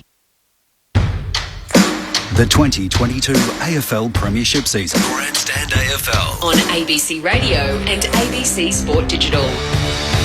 Marshall claims the pack mark. Beat O'Brien. Too far out to score. 50's been flooded as he takes his time going back. He pops it into the left forward pocket. Finlayson flew. Powell-Pepper stood his ground in front position and claimed it. It is his night, Sam Powell-Pepper. Tight angle on the left. He kicks from 40. He's done magnificently. Vandermeer just knocked it wide. Head pass out from Rosie. They work it through the hands. Back to Amon. Inside 50. Boat kept running. And took a chest mark. 25 out. Near the boundary line in the left forward pocket. Nobody knows this ground like Travis Boat. His 100th game at the Adelaide Oval, and he's going to celebrate with a goal. Pass finds Butters. He's gone around the man on the mark twice. Stepping around now inside 50 with his kick. Oh, and he spots Finlayson, who took a strong mark ahead of his opponent. Finlayson trots in, steps back and kicks it straight through. This is the 2022 AFL Premiership season. On ABC Radio and ABC Sport Digital. After a sluggish start to season 2022, Port Adelaide's year is building. They're looking at a third straight victory. They're 24 points in front of the Western Bulldogs at home, 12-8-80 to 8-8-56. It's been a close game up until that last quarter. Port Adelaide capitalising on a ton of inside 50s, 5 goals to 2 in that term to push it out to that 24-point lead. Currently, Riley Bonner's about to be subbed out of the game for Lockie Jones with a right ankle injury. Carnage for the Bulldogs. Tim O'Brien is out. Hayden Crozier is on. Lathan Vandermeer, though, also has a hamstring injury, so they will be one down in this final quarter. Over at Perth Stadium, Fremantle lead North Melbourne heading into time on by 20 points, 5-4-34 to 2-2-14. The goal scorers there, Banfield with 2, singles to Amos, Coleman Jones, Cox, Darcy, Switkowski and Zerha. And then also in the NBL, the conclusion to Game 1 of the Grand Final Series, the Sydney Kings defeating the Jack Jumpers by 17 points, 95-78. In the NRL, the Raiders defeated the Bulldogs 14-4. The Panthers and the Eels locked at 14 apiece at the 67-minute mark. The text line 0437 774 774. Aaron Bryans, Neil Cross, Rod Jamison, Scott Camporelli with you. And Jamo, you went early. We're about to find out the result of perfect pairs. They look like they're a little bit engaged with it, don't they? But they've got a bit of a sour puss face here at three-quarter time. The context of those just joining us, there is a matchmaking occasion or event or activity that occurs at the Adelaide Oval from the beginning of Bounce Down till the end, where they chuck 2 fans together, see if they can become perfect pairs. Hearts on the line. It's much more dramatic than the current game we've got in front of us at the moment. While we wait for the result, Jamo Campo, what are we expecting in this final quarter? Well, it's still a bit of an arm wrestle. I don't think the Bulldogs are out of it by any stretch. I know that it's 4 goals. They've both gone yes. It's love. Love it. Let's get back to the game. They've both still got opportunities, but I guess from a Bulldogs perspective, there's one stat for me, Jamo, 16 marks inside 50 to 7. And that's been the difference in the teams. They've both had the same amount of inside 50s. But Port's ability to mark it and or the Bulldogs' ability to defend that high ball coming in is just non-existent from a Bulldogs perspective. So all the other numbers are pretty much the same. Port Adelaide have probably got a little bit more uncontested possession, which they always do to try and, I guess, keep the ball off the opposition. But they're still hanging in there, the Bulldogs, but I can't see where the goals are going to come from other than Norton. So that's going to be their challenge.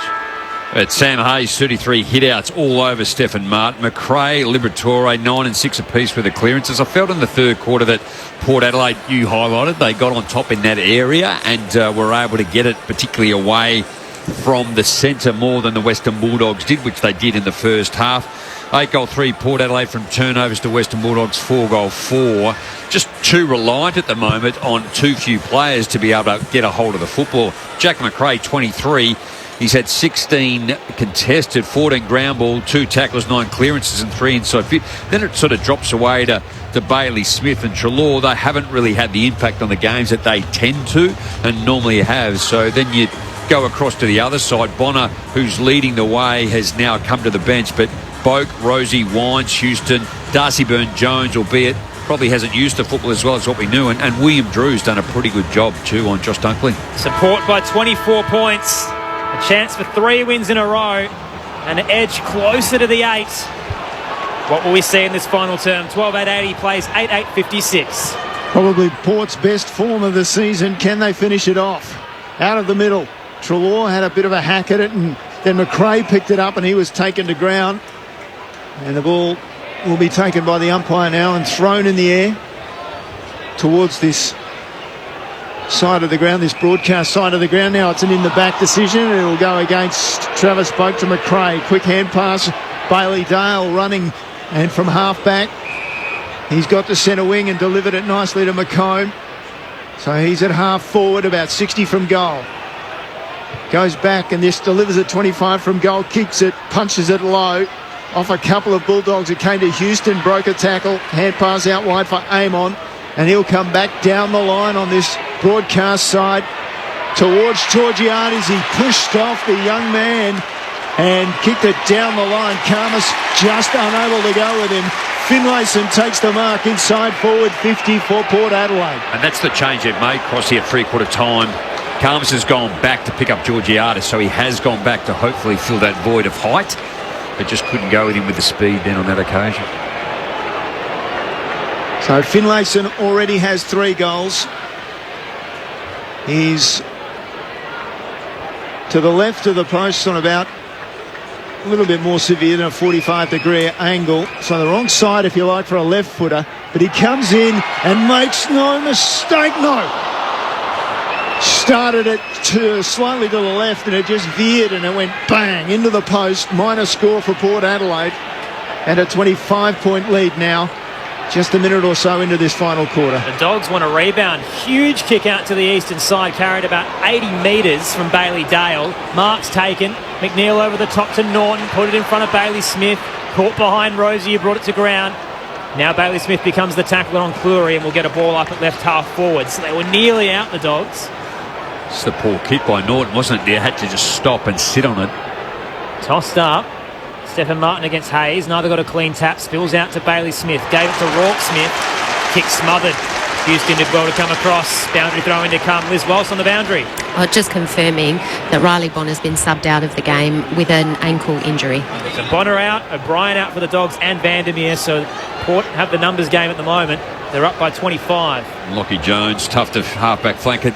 They lose nothing there, bringing him on. He likes to run and go in hard.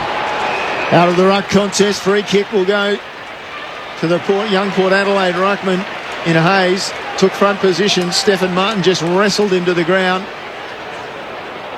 So from right half back, eastern side just sends it high to half forward. Richards with a big punch wide. He found McRae's chest with that. Turns around on his left leg, goes back towards half forward. Jonas punched it to the front, picked up by Bailey Smith, dodged inside a couple of tacklers, went straight to the goal face, and it rolls through. A brilliant finish. Class from the Dogs, and they needed that one. So Port Adelaide still lead, but the Dogs have reduced the margin to 19 points. 9-8-62, trailing Port Adelaide 12-9-81. 3.5 minutes into the final quarter. Rod Jamieson, Scott Camporelli, your experts on Grandstand AFL. How good is it to watch? He's a beautiful player. I mean, that's just pure class. You called it, Crossy. I mean, that to just win that, he was stationary. Then he accelerated virtually through 3 Port Adelaide players, given one of it was Port's ruckman in Hayes. But he just accelerated and hit 50 and just pinned his ears back and said, here, cop this. So That's a piece of individual brilliance by Bailey Smith. So back down to a 19-point game. The Dogs getting a sniff. In the middle, Hayes went early. Missed in the air. Martin got cleaned up by the knee. Meanwhile, McRae with a quick kick forward. Straight to the chest of Burn-Jones. Thought it was a mark. Was it paid? Hands it to Houston. Now the sub, Lockie Jones. Heads down the line to Powell Pepper. The milestone man, short of right half forward. Plays on and goes. Just shrugs Duray out of the way. Heads into the 50 for the power. He put it in front of Finlayson. Gathers on the bounce. Hands it back to centre half forward to Hayes, who's cleaned up by Waitman. Bounced right off him. Hayes kept it and has paid the high contact free kick as well. Is it really? Waitman just ran into him like a bulldozer. Bounced heavily. It was on... it was on Richards. Richards, yeah. He grabbed him over the shoulder when he tried to tackle him. So Hayes has it at half forward. The Port Ruck will pop it up to the top of the goal scorer. It's got a lot of carry. Heading towards the line. It beats the pack and it's touched through on the line. Miners score to the power, up by 20. 12-10-82. Plays 9-8-62. Over at Perth Stadium, Fremantle by 31 points over North Melbourne heading into half-time. Just waiting on Bailey Dale to bring the ball back in for the Dogs. Comes out to this broadcast side of the ground. Drives it low and hard. Umpire said no, it wasn't in the back as Dunkley went to ground off hands and over the boundary line. We'll get a throw in just outside defensive 50 for the Dogs. Carmus has gone back. Caleb Daniels gone forward. So that's really the only significant change. Toss back into play. Left half forward for the power off hands. Drew in front position. Tunnelled a handball out to Boak. Nice little 1-2 with aim on. Boak kept going. The 33-year-old on the right snaps. It's too far right. Miners score. They just can't put them away at the moment, the power. 21 points the lead. 12-11-83. Plays 9-8-62. The Dogs, nice little chip kick from Dale to Richards in defensive 50. Will head down the corridor. It carries across. No, it'll come back. It carried over the head of Dunkley, but he was interfered with, said the umpire, so he takes the free kick near the centre circles. Drops it short. McRae, the other side of the centre circles with the mark. Now, everybody from the power has flooded their defensive area as McRae sends it in there. It was almost a mark. Now it'll be Boak hand passing to Drew, to Burton, then back to Boak. Now he goes back inside to Rosie. Hasn't got many targets forward. The only one he had was Motlop, who takes it. Fantastic skills. Motlop wants to think about the kick. And now he's going to just say, where's the mark, umpire? I was faking. I always wanted to take this shot for goal. Rosie's form in the last 2 or 3 weeks in the midfield has been tremendous, hasn't it? Like, he's been up forward. I think he struggled a little bit with an ankle early part of the season.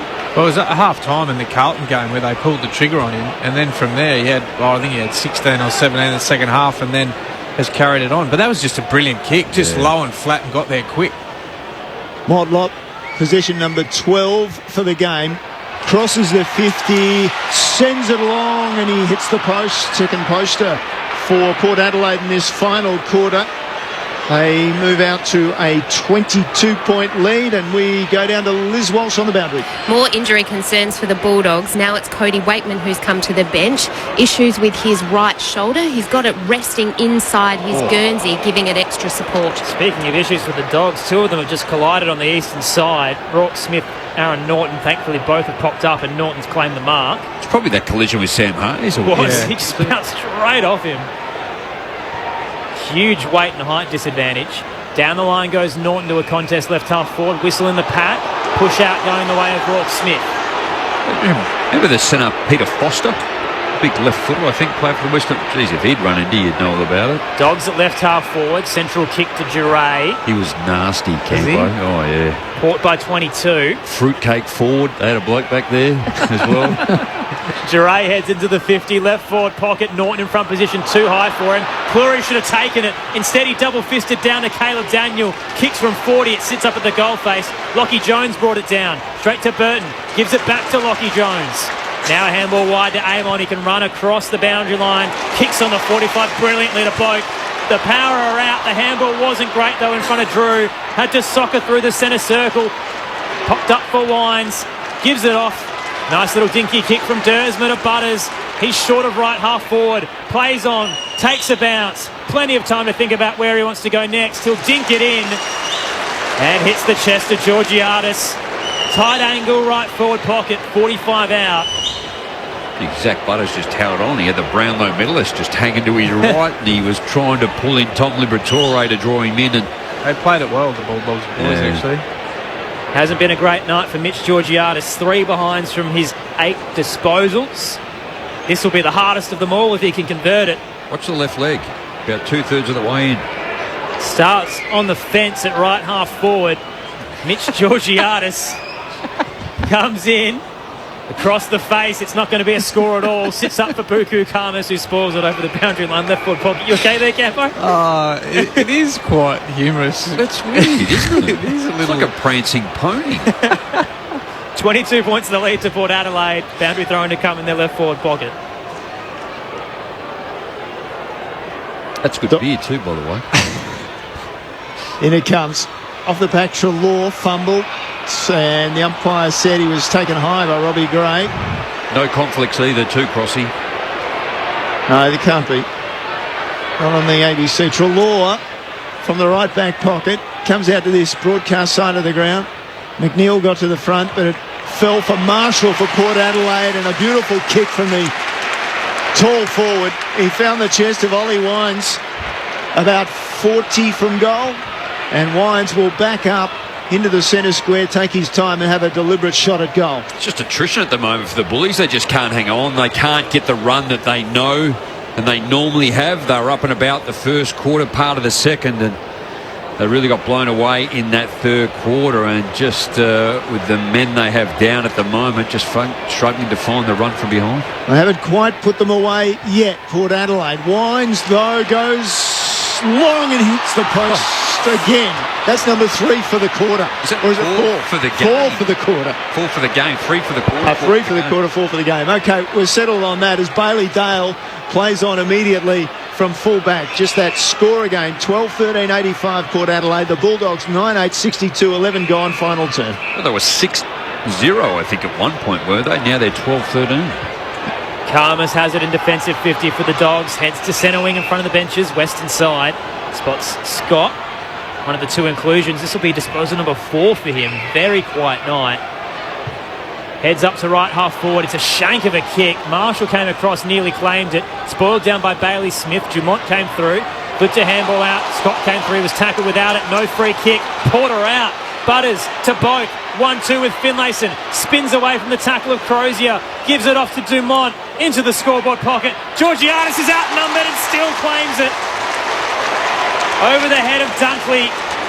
25 out from goal, 45-degree angle to the right. Surely this is it for Mitch Georgiadis. We get to see the prance again. It's just height, isn't it? Like, it's generally height that is really, they've really struggled. There's been multiple times tonight where the Bulldogs had to just hit the body or take the contest. There's been 2 or 3 marks where the Port Adelaide have been to take it easy when there's been 2 or 3 defenders on one. If there was ever a time to kick a major, it's now for Mitch Georgiadis. The prance in from 30. It's swinging left and another minor score. That is 6 for the final term for Port Adelaide. And 4 to Georgiadis. Incredible. They just can't put them away. 24 points to lead to the Power. Bailey Dale as Dogs try to move the ball out on that eastern side of the ground. His kick is a straight, goes over the boundary line. Let's go down to the boundary line. Liz Walsh. A very concerned looking Luke Beveridge, the Bulldogs coach, has come down to the benches to coach from here as Cody Waitman has been subbed out with a shoulder injury. Might want to pull on the boots. So we've got white, orange, blue, red and black on their list at the minute in terms of all the colours, indicating they're in a lot of strife. Meanwhile, from centre wing, the Power tried to head forward off a contest rather at right half forward. It trickled out towards the boundary line. McRae was waiting. Swarms and kicks down the line for the Dogs. Cleary in the contest. Reeled it in with one arm against Norton. Umpire's trying to bring Norton back. He's standing on the mark. And the kick is awful from Cleary on the 45. Dunkley came through to intercept. gives it to Norton. Now the mark taken by McNeil, short of centre half forward. They're desperate for a major. Just held up McNeil. Finally heads into the left forward pocket. Norton's got some space and takes it. He pushed off at the top of the goal square from Cleary. Takes the uncontested mark, tight angle 40 out on the left. Just work rate in the end, wasn't it, too? Just about to blow Cleary away, and Alir worked his way back deep to the square and then on the lead, and neither Port Adelaide defender wanted to go with him. This would open the game right up. Port missing 5 in a row. Aaron Norton has a chance to make it a 3-goal game. A long run up on the left. Plenty of carry. It's starting right and not squeezing through for the major. Minor score in the end to Aaron Norton. 23 points to lead Port Adelaide. 12-14-86. The Dogs 9-9-63 over at Perth Stadium. Half-time, Fremantle by 38 over North Melbourne. Individual brilliance really keeping in the game if you had to kick that too, and Bailey Smith also has shown that with 2 goals. Burton brings the ball back in for Port Adelaide, goes long out on that eastern side. Richards with a mark in the pack for the Dogs. Inboard he goes to Bailey. Dale takes it, plays on. Enough pressure from Robbie Gray to affect the kick. Inside forward 50 on the ground. It's picked up by the Dogs and they share it through the hands. In there was Gardner, got a hand on the ball. Treloar trying to hand pass it out to Liberatore, back to Treloar. And still the tackling comes. Williams unable to get a clean disposal. Port Adelaide will run it out. It was taken by Motlop and he just thought, let's get out of here, and handballed it about 30 metres and turned it over to Giray. And then the short kick found McRae. Hands it off to Giray, who kept going. Flat kick into the 50 intended for Bailey Smith. Caught behind Dersma. Knocked it to ground. 30 out from goal for the Dogs. Dunkley puts his head over the footy. Couldn't wrench it out. So did Caleb Daniel. Plenty of bodies around it as it rolls towards the paint. Bailey Smith picks it up. Tucked it under one arm and was spun in the tackle. Lost it. Alir picks it up for Port Adelaide. Had a bit of time. Gave it to Dersma, who rushed it. Quick clearance. Hit the chest of McRae. Heads to the top of the goal square. Cleary, both hands in the back of Norton, takes the intercept mark. No free kick against the home side. And kicks to the left back pocket to Butters. We'll have to switch. That they do. Butters goes back, defensive goal square to Cleary. Then he goes out the other side, the eastern side, to the right back pocket, and Burn-Jones. He drops it out near the defensive 50 to Dersma. So Dersma just taking his time. He goes down the line and high. And Richards just couldn't stay with Finlayson, who got him away, and umpire said that was illegal. So they suddenly pick out a bit of pushing in a marking contest. Richards, the recipient for the Dogs, now he's called to play on. Looks inside, decides to go outside, and at half forward, he found McNeil just outside 50. If they can snatch one here, the Bullies, and get it down to 3, make it interesting. He's just calling for a lead, screaming for it, McNeil. Eventually has to set it up at the top of the goal square. Martin can get front position. Jones did very well to rise up and spoil from behind against the ruck. Knocked it down to Dumont, who powdered it out to Dersma, who's crunched. Crozier ran through him. Ball comes out to Palpepper. Shrugs the tackle to the right half back.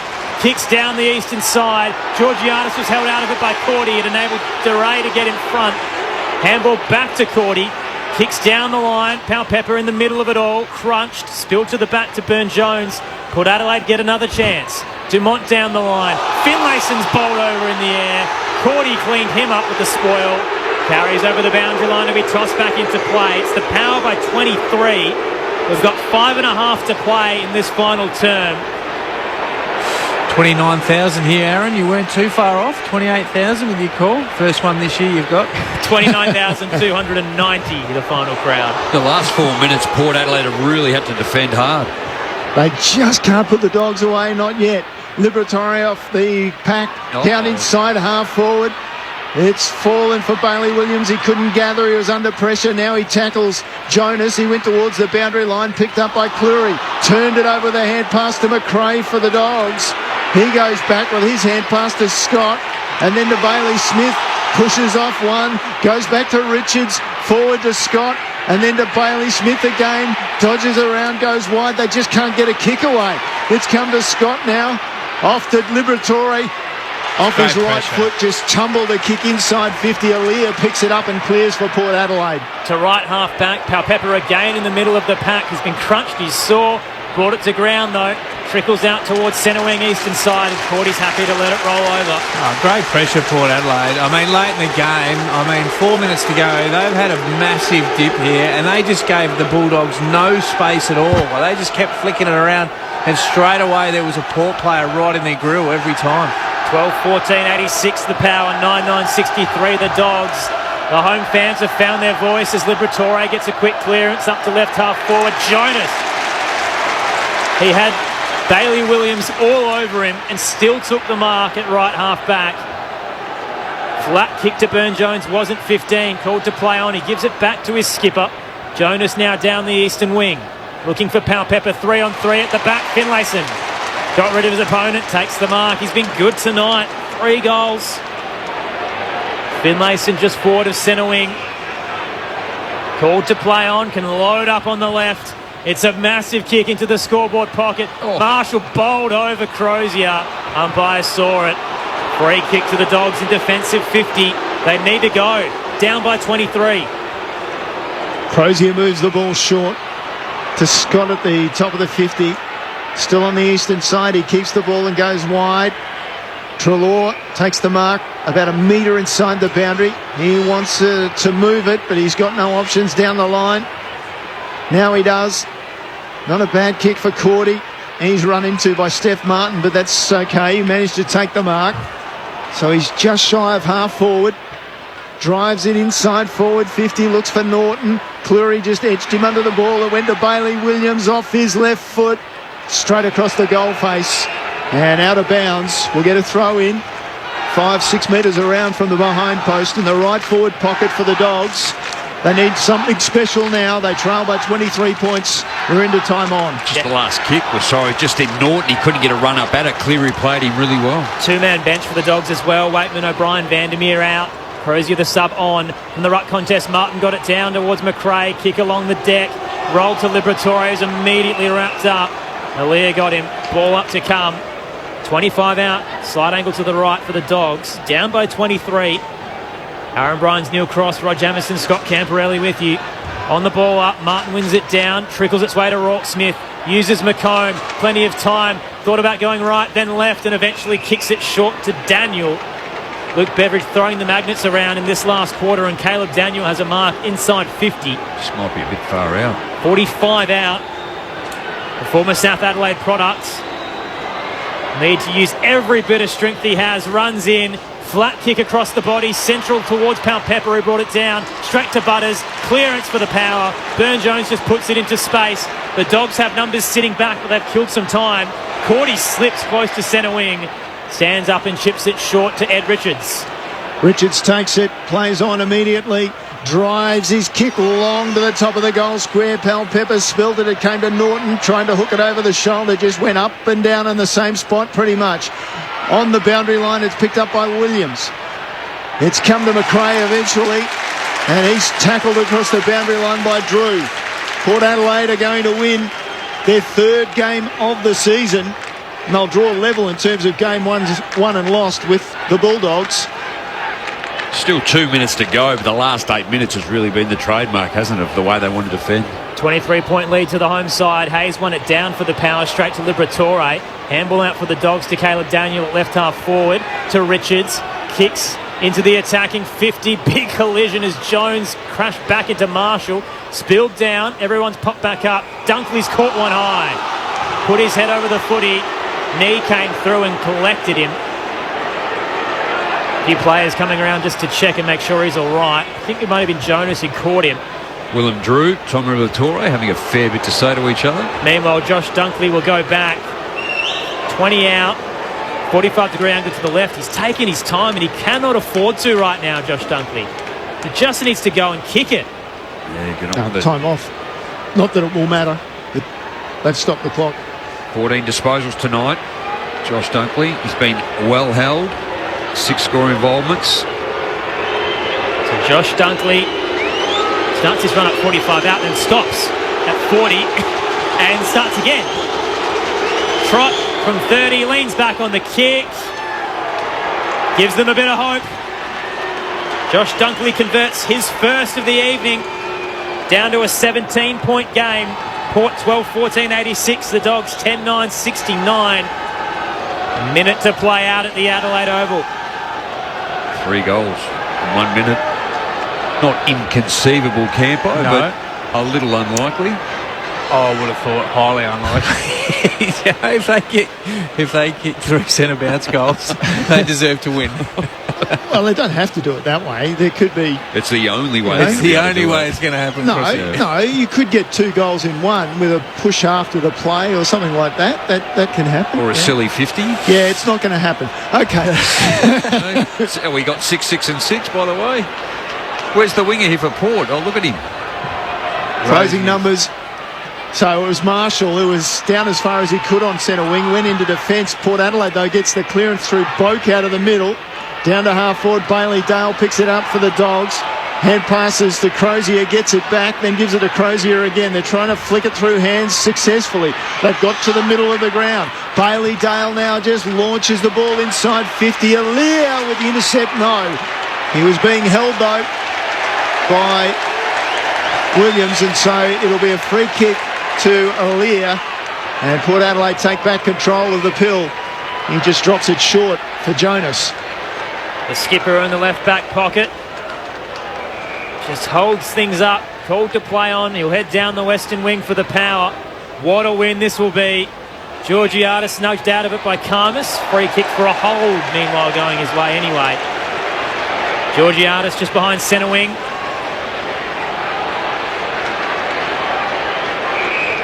Fans jubilant around the Oval. And why wouldn't they be?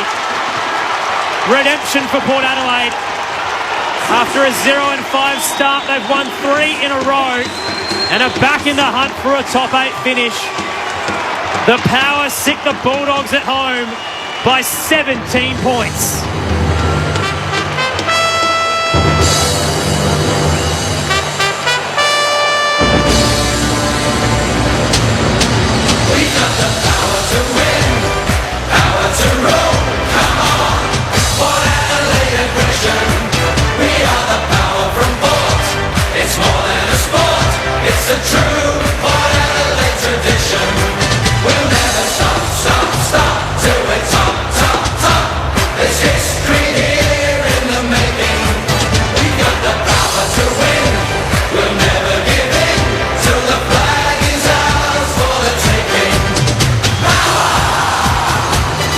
Didn't kick a goal in the final quarter, but it didn't matter.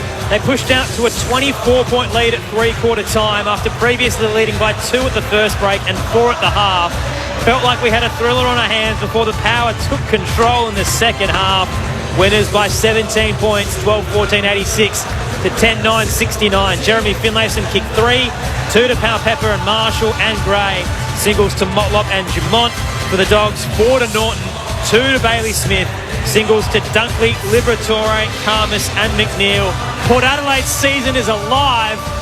They've got some momentum headed towards the midway point.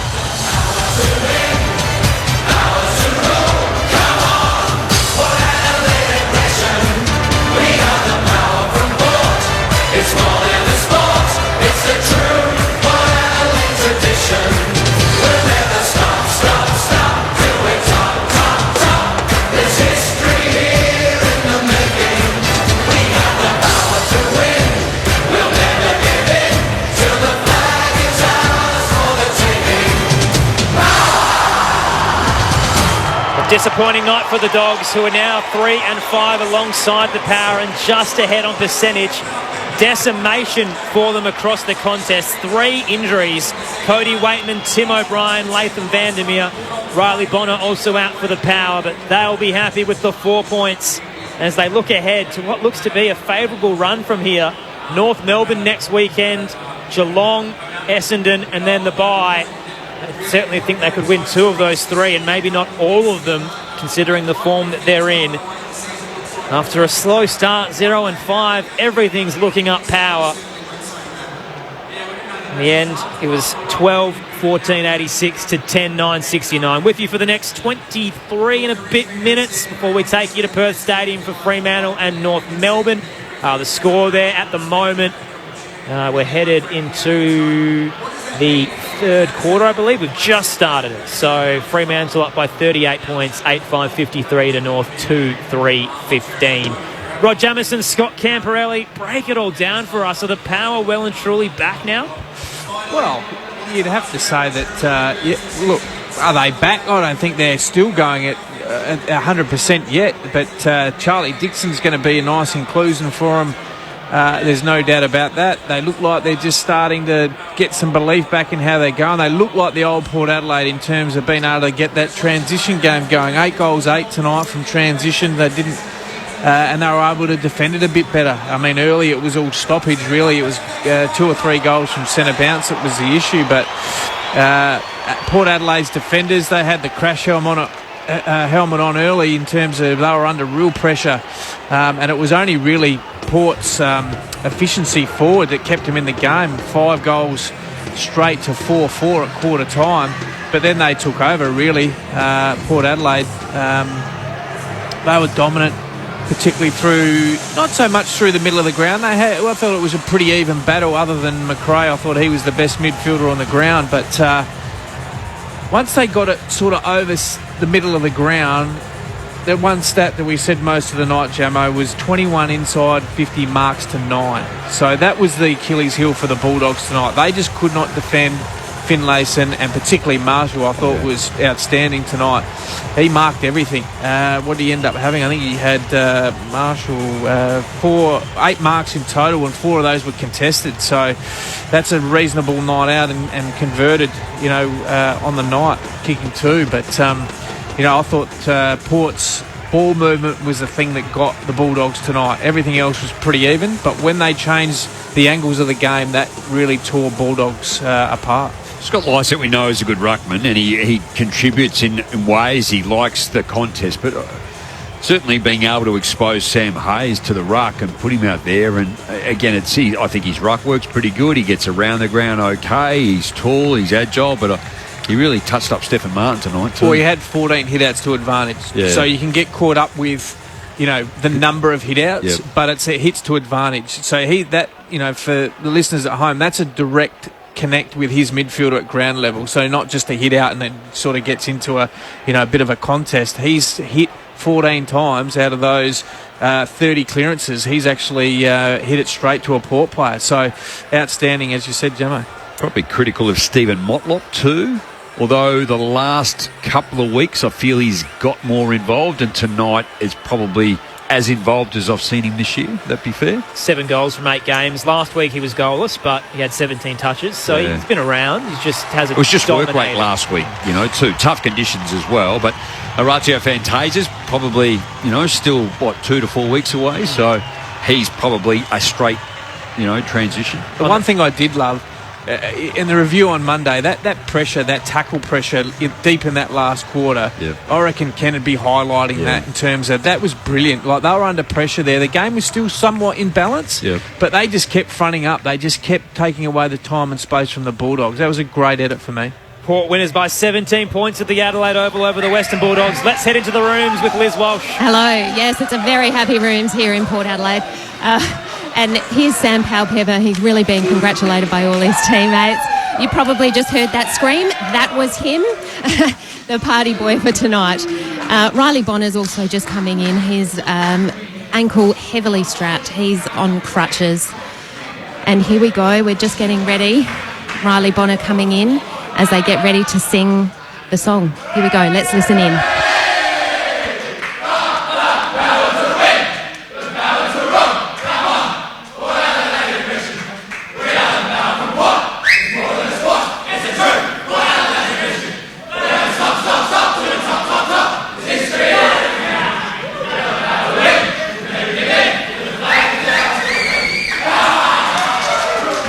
Very happy rooms here in Port Adelaide. Hoping to speak to Ollie Wines very shortly. 3 wins in a row for the Port Adelaide Football Club moves them up into 11th after a 0-5 start. They're a game out of the 8. Obviously there's games to come this round, but still season well and truly alive when We really thought they could have been written off considering the situation they were in. There's only one time in history that a team's come back from 0-5 and managed to make the 8. It was Sydney a couple of years ago. Well, you wrote them off. I definitely wrote them off. Yeah, I'll stand by that. I definitely did. Still don't think they can win the flag, but I think that they could push towards the 8 now with the form that they're in. Well, for me, the thing I love about the Port Adelaide at the moment is essentially the pressure's off them to a certain extent, because everyone's been writing them off. They're not this, they're that. Ken's under pressure, blah blah blah. But I'll tell you what, if they end up getting they're probably not going to finish top 4. That would be a tall ask. If they manage to finish in the bottom 4 and they get a home final here, elimination, and they sneak through and they actually build some momentum in the back half of the season. We said this on Grandstand, Aaron, a couple of weeks ago. You just don't know. You just don't know. You got to be peaking at the right time of the year. That's the thing. And this game of AFL, it's a marathon. You can, other than Melbourne and Brisbane, who are up and going, the other teams are sort of still fluctuating and still trying to find their groove, so to speak, because they're still working on things. But the top 2 teams are dominant in all phases of the game. They're the 2 standouts for mine, but you just never know. I think if Port are going to make a move or hang in there, this is the block of games that they have to actually consolidate. So round 8 to 15, Kangaroos, Geelong, Essendon, Bayer, Richmond, Sydney, Gold Coast. That's where they've got to just do and get the work done and get the wins up, because their run home, Fremantle away, GWS here, Melbourne away, Geelong here, Collingwood away, Richmond here, Essendon away, and then Adelaide home. So that last block of their games is going to be really tough for them. So taking the toll, length of season, injuries, unforeseen at this stage, but this is where they've got to bank their wins. The thing is that the thing that was most impressive to me just watching that post-game was that they didn't look overly enthused about the song. It was like, no, we've still got so much more work to do. They are now they're only 3 wins and 5 losses. They're in a pack of teams now mid-table looking to make that 8. And you'd say it's an impressive win over the Western Bulldogs, who were last year's grand finalists and annihilated them in the prelim by 71. But the Dogs aren't exactly the team that they were either. They're sitting in that same middle tier now at 3 and 5. So they're building towards, North next week should be an easy game, and then Geelong away at Cadinia. That's kind of the benchmark of can Port Adelaide compete against the best now? Yeah, look, there's no doubt. I think Geelong's always tough away, but you're just seeing sides start to break it down a little bit. But it's the opposition. You only play against what you've been put on the park, but they've had 9, probably 7 players missing tonight that would be in their first 22, 23. Tim English, Alex Keith, Mitch Hannon, maybe. Josh Bruce, we know, long-term injury. Mitch Wallace, Bontempelli. There's some significant... Hunter. There's some significant names out of that Western Bulldogs side tonight. So, but doesn't count for it. The biggest name out of Port Adelaide's side is Charlie Dixon, who plays in the Sandful tomorrow. If he comes back into the side, like was suggested by Chad Corns, immediately next week... Yep. Is it Mitch Georgiadis that cops the axe? Well, Finlayson had 3. Cool. Where did you get that from? And I'd almost have him in the votes tonight too, just for his work rate and kick 3 and the way that he went. So, no, it's going to be a big challenge to who comes in. Well, the challenge is too, for mine, boys, is the fact that Marshall's actually grown with Charlie not being there. Yeah, so totally. That's going to be the challenge for, do they just play... Charlie deep, just say, you just go and play deep and play a bit of an anchor, because he's not going to be match fit. We know that. We can sit here and say he's done a lot of running or whatever, but he's not going to be match fit. Would you play him? I wouldn't play. Why would you play him next week. No, I wouldn't. I'm almost. That's why I ask. I don't think because it's working. I think it's working. Well, and the fact is they don't really. Not that they don't need him. They need him to be up and going in that back half, or as you say, that run home to take a dominant key defender from the opposition, say a Lever or a May, deep in the late in the year, that allows Georgiades and Marshall, who are now up and going with some confidence, to now go, I can do this without Charlie, and even if he is here, they're going to get drawn to him, and now they're actually like the second or third P in the pod. So it's a tough one. It's a tough one. If they sit here and lose tonight, where they're going, bring him straight back in, but at the end of the day, he's not going to be match fit. They can argue and say, let's get him in and let's try and get him match fit. But sometimes that's to the detriment of the player as well. Let's check in with the Port Adelaide Football Club, see how they're feeling after their third win in a row, 17-point victors over the Western Bulldogs. Liz Walsh is downstairs. Yeah, thanks, Aaron. I'm here with Ollie Wines. Ollie, a good win tonight. You've just come out from your meeting with Ken Hinkley. What pleased him most about the win? Yeah, we didn't spend too long looking into it. I think we've been building for a couple of weeks now, and we sort of believe that we're back on the right track. And look, our hunt around the ball, our energy is really good. We're almost playing for each other more than obviously as an individual at the moment. That's probably where we were lacking in the first sort of month or two. So we think we're sort of back on track. We just got to continue to stack up the wins. The fact that tonight is your third straight win, what does that actually mean to the group, particularly in the context of your season? Yeah, I think despite going in 0-5, we still had a lot of belief. We've worked on resilience and connection an enormous amount of time over the last couple of years. So I think that held us in really good stead, but nothing really satisfies you as much as 4 points on the board. So just to have the reassurance of having wins now and knowing that we still are on the right track despite still having belief when we were losing is really, really reassuring. And obviously you need wins to compete and make finals. So that's good job. Does the win mean anything in terms of avenging that preliminary final loss last year? I don't think so.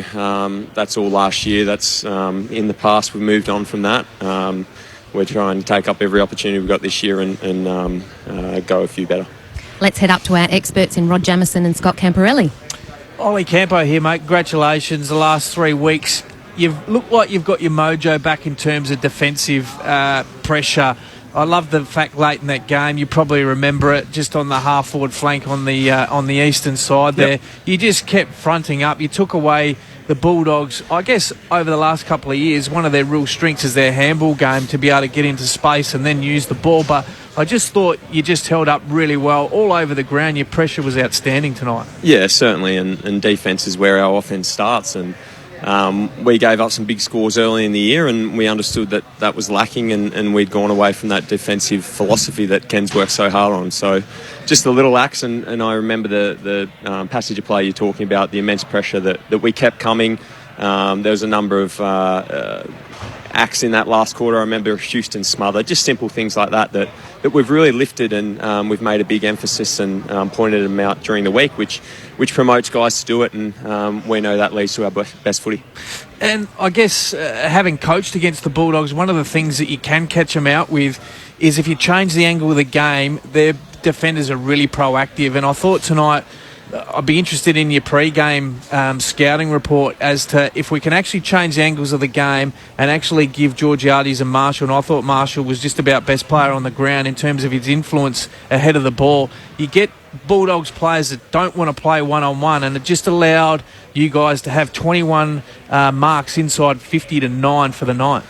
Yeah, exactly right. They're the number one team for having the fewest one-on-ones inside 50, if I got that out right. So they do love coming off and helping each other in the air. They are a little bit undersized, so they've got to do that to help each other out. So I thought the way we moved the ball around the corridor and got it from different angles, but also when we went quick to one-on-ones where they couldn't help each other out. And as you said, Toddy Marshall was huge tonight. He's taken leaps and bounds this year and continues to develop as that big key forward. Ollie, Rod Jamieson, we're a little worried about Stephen Martin's physical attributes up against Sam Hayes, but he was just outstanding tonight. 37 hit-outs and then 14 hits to advantage. Certainly was. Hazy, he's come so far in these first few AFL games. I think a ruckman and a key position player gets so much development out of playing at the top level, and he's leaps and bounds above the form that he was probably playing in Samford, and he'd be the first to admit that. So the way he's developing into a ruckman that can get around the ground, that's sort of been his battle, keeping up with the opposition ruckman, but he's been doing that super at the moment. Look, we'll ask you about the milestone games tonight. Xavier Dersma, he's 50, and then obviously Sam Powell-Pepper with his 100th, both performed well. Certainly did, yeah. No, those guys are pivotal parts of our team, and both interstate players who've committed to this club and found a home here. So very proud of those guys for getting those milestones, and many more to come, I think. Now, we spoke to Chad pre-game. He said Charlie Dixon's coming in next week, so we'll get you to put your coaching hat on. Todd Marshall, Jeremy Finlayson, Mitch Georgiades. I'll play them all. Play full tools? Yeah. Look, it's great to see Charlie back. He's had a real battle with his ankle, and I'm sure there's going to be some sort of crowd down at Albion Oval tomorrow to cheer him on in the prison bars, and I think Orazio Fantasia is probably the following week. So it's good to get the troops back, and hopefully in a couple of weeks we're at full strength. Ollie Wines is our guest on Grandstand AFL. Port Adelaide winners by 17 points over the Western Bulldogs. Ollie, you've been in ripping form. If you ignore, I guess, the game that you were subbed out of, you're still averaging nearly over 30 touches a game. It felt like that heart scare was really serious. There was a lot of fear about your future in the game. Did you feel that personally when it occurred, that maybe there was a bit of doubt about what was coming next?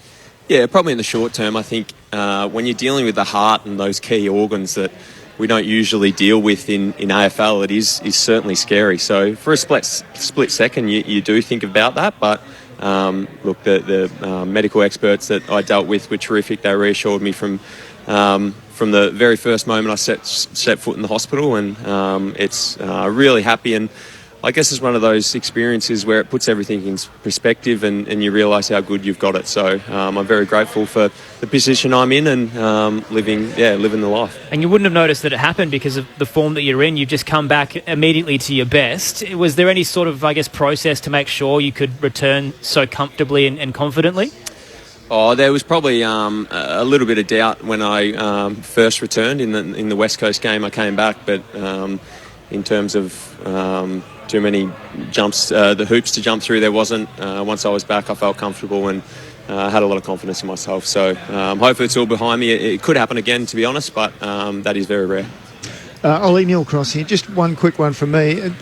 The last few weeks and the progression that you've made clearly in your game as a team, has it been something that Ken and the coaches have concentrated on personnel, or has it been structure, or has it all just basically come down to mental work to actually get back to your best? I think it's been realising what our DNA is and what we've worked so hard on over the last 2 weeks, and for whatever reason we got away from that. We got away from executing obviously on game day and focusing on it during the week. So I think once we were able to bring our mind back to really what makes us tick, the little things that we rely on in our game to be at our best, once we realised them and they were missing, we've been able to focus on them. And they're not complicated. They're little things like getting back and helping the defenders, helping a teammate out wherever he can. Once we realise them, I think we're back on track. Ollie, you're building into the year, so 3 wins in a row now, the 8's in sight. What is left, I guess, to make sure you return to your best? Yeah, I think we're still 3 and 5. We don't sit where we want to, so we've got to continue to develop and look for improvement in our game. And I know this group is incredibly determined to do that. So I've got no doubt we'll keep turning up at Albion and working hard and getting better. Congratulations, Ollie, on the win. Keep rolling through, and we'll see you soon. Thank you. That's Ollie Wines from the Port Adelaide Football Club. 17-point winners over the Western Bulldogs, 12-14-86 to 10-9-69. Good run coming ahead. So North Melbourne next weekend. Geelong after that would be tough. Essendon and then the bye. So hopefully they'd be thinking they could piece all 3 together and push it to the 8 by the midpoint way of the season, which would be remarkable considering the 0-5 start. And Ollie seems very confident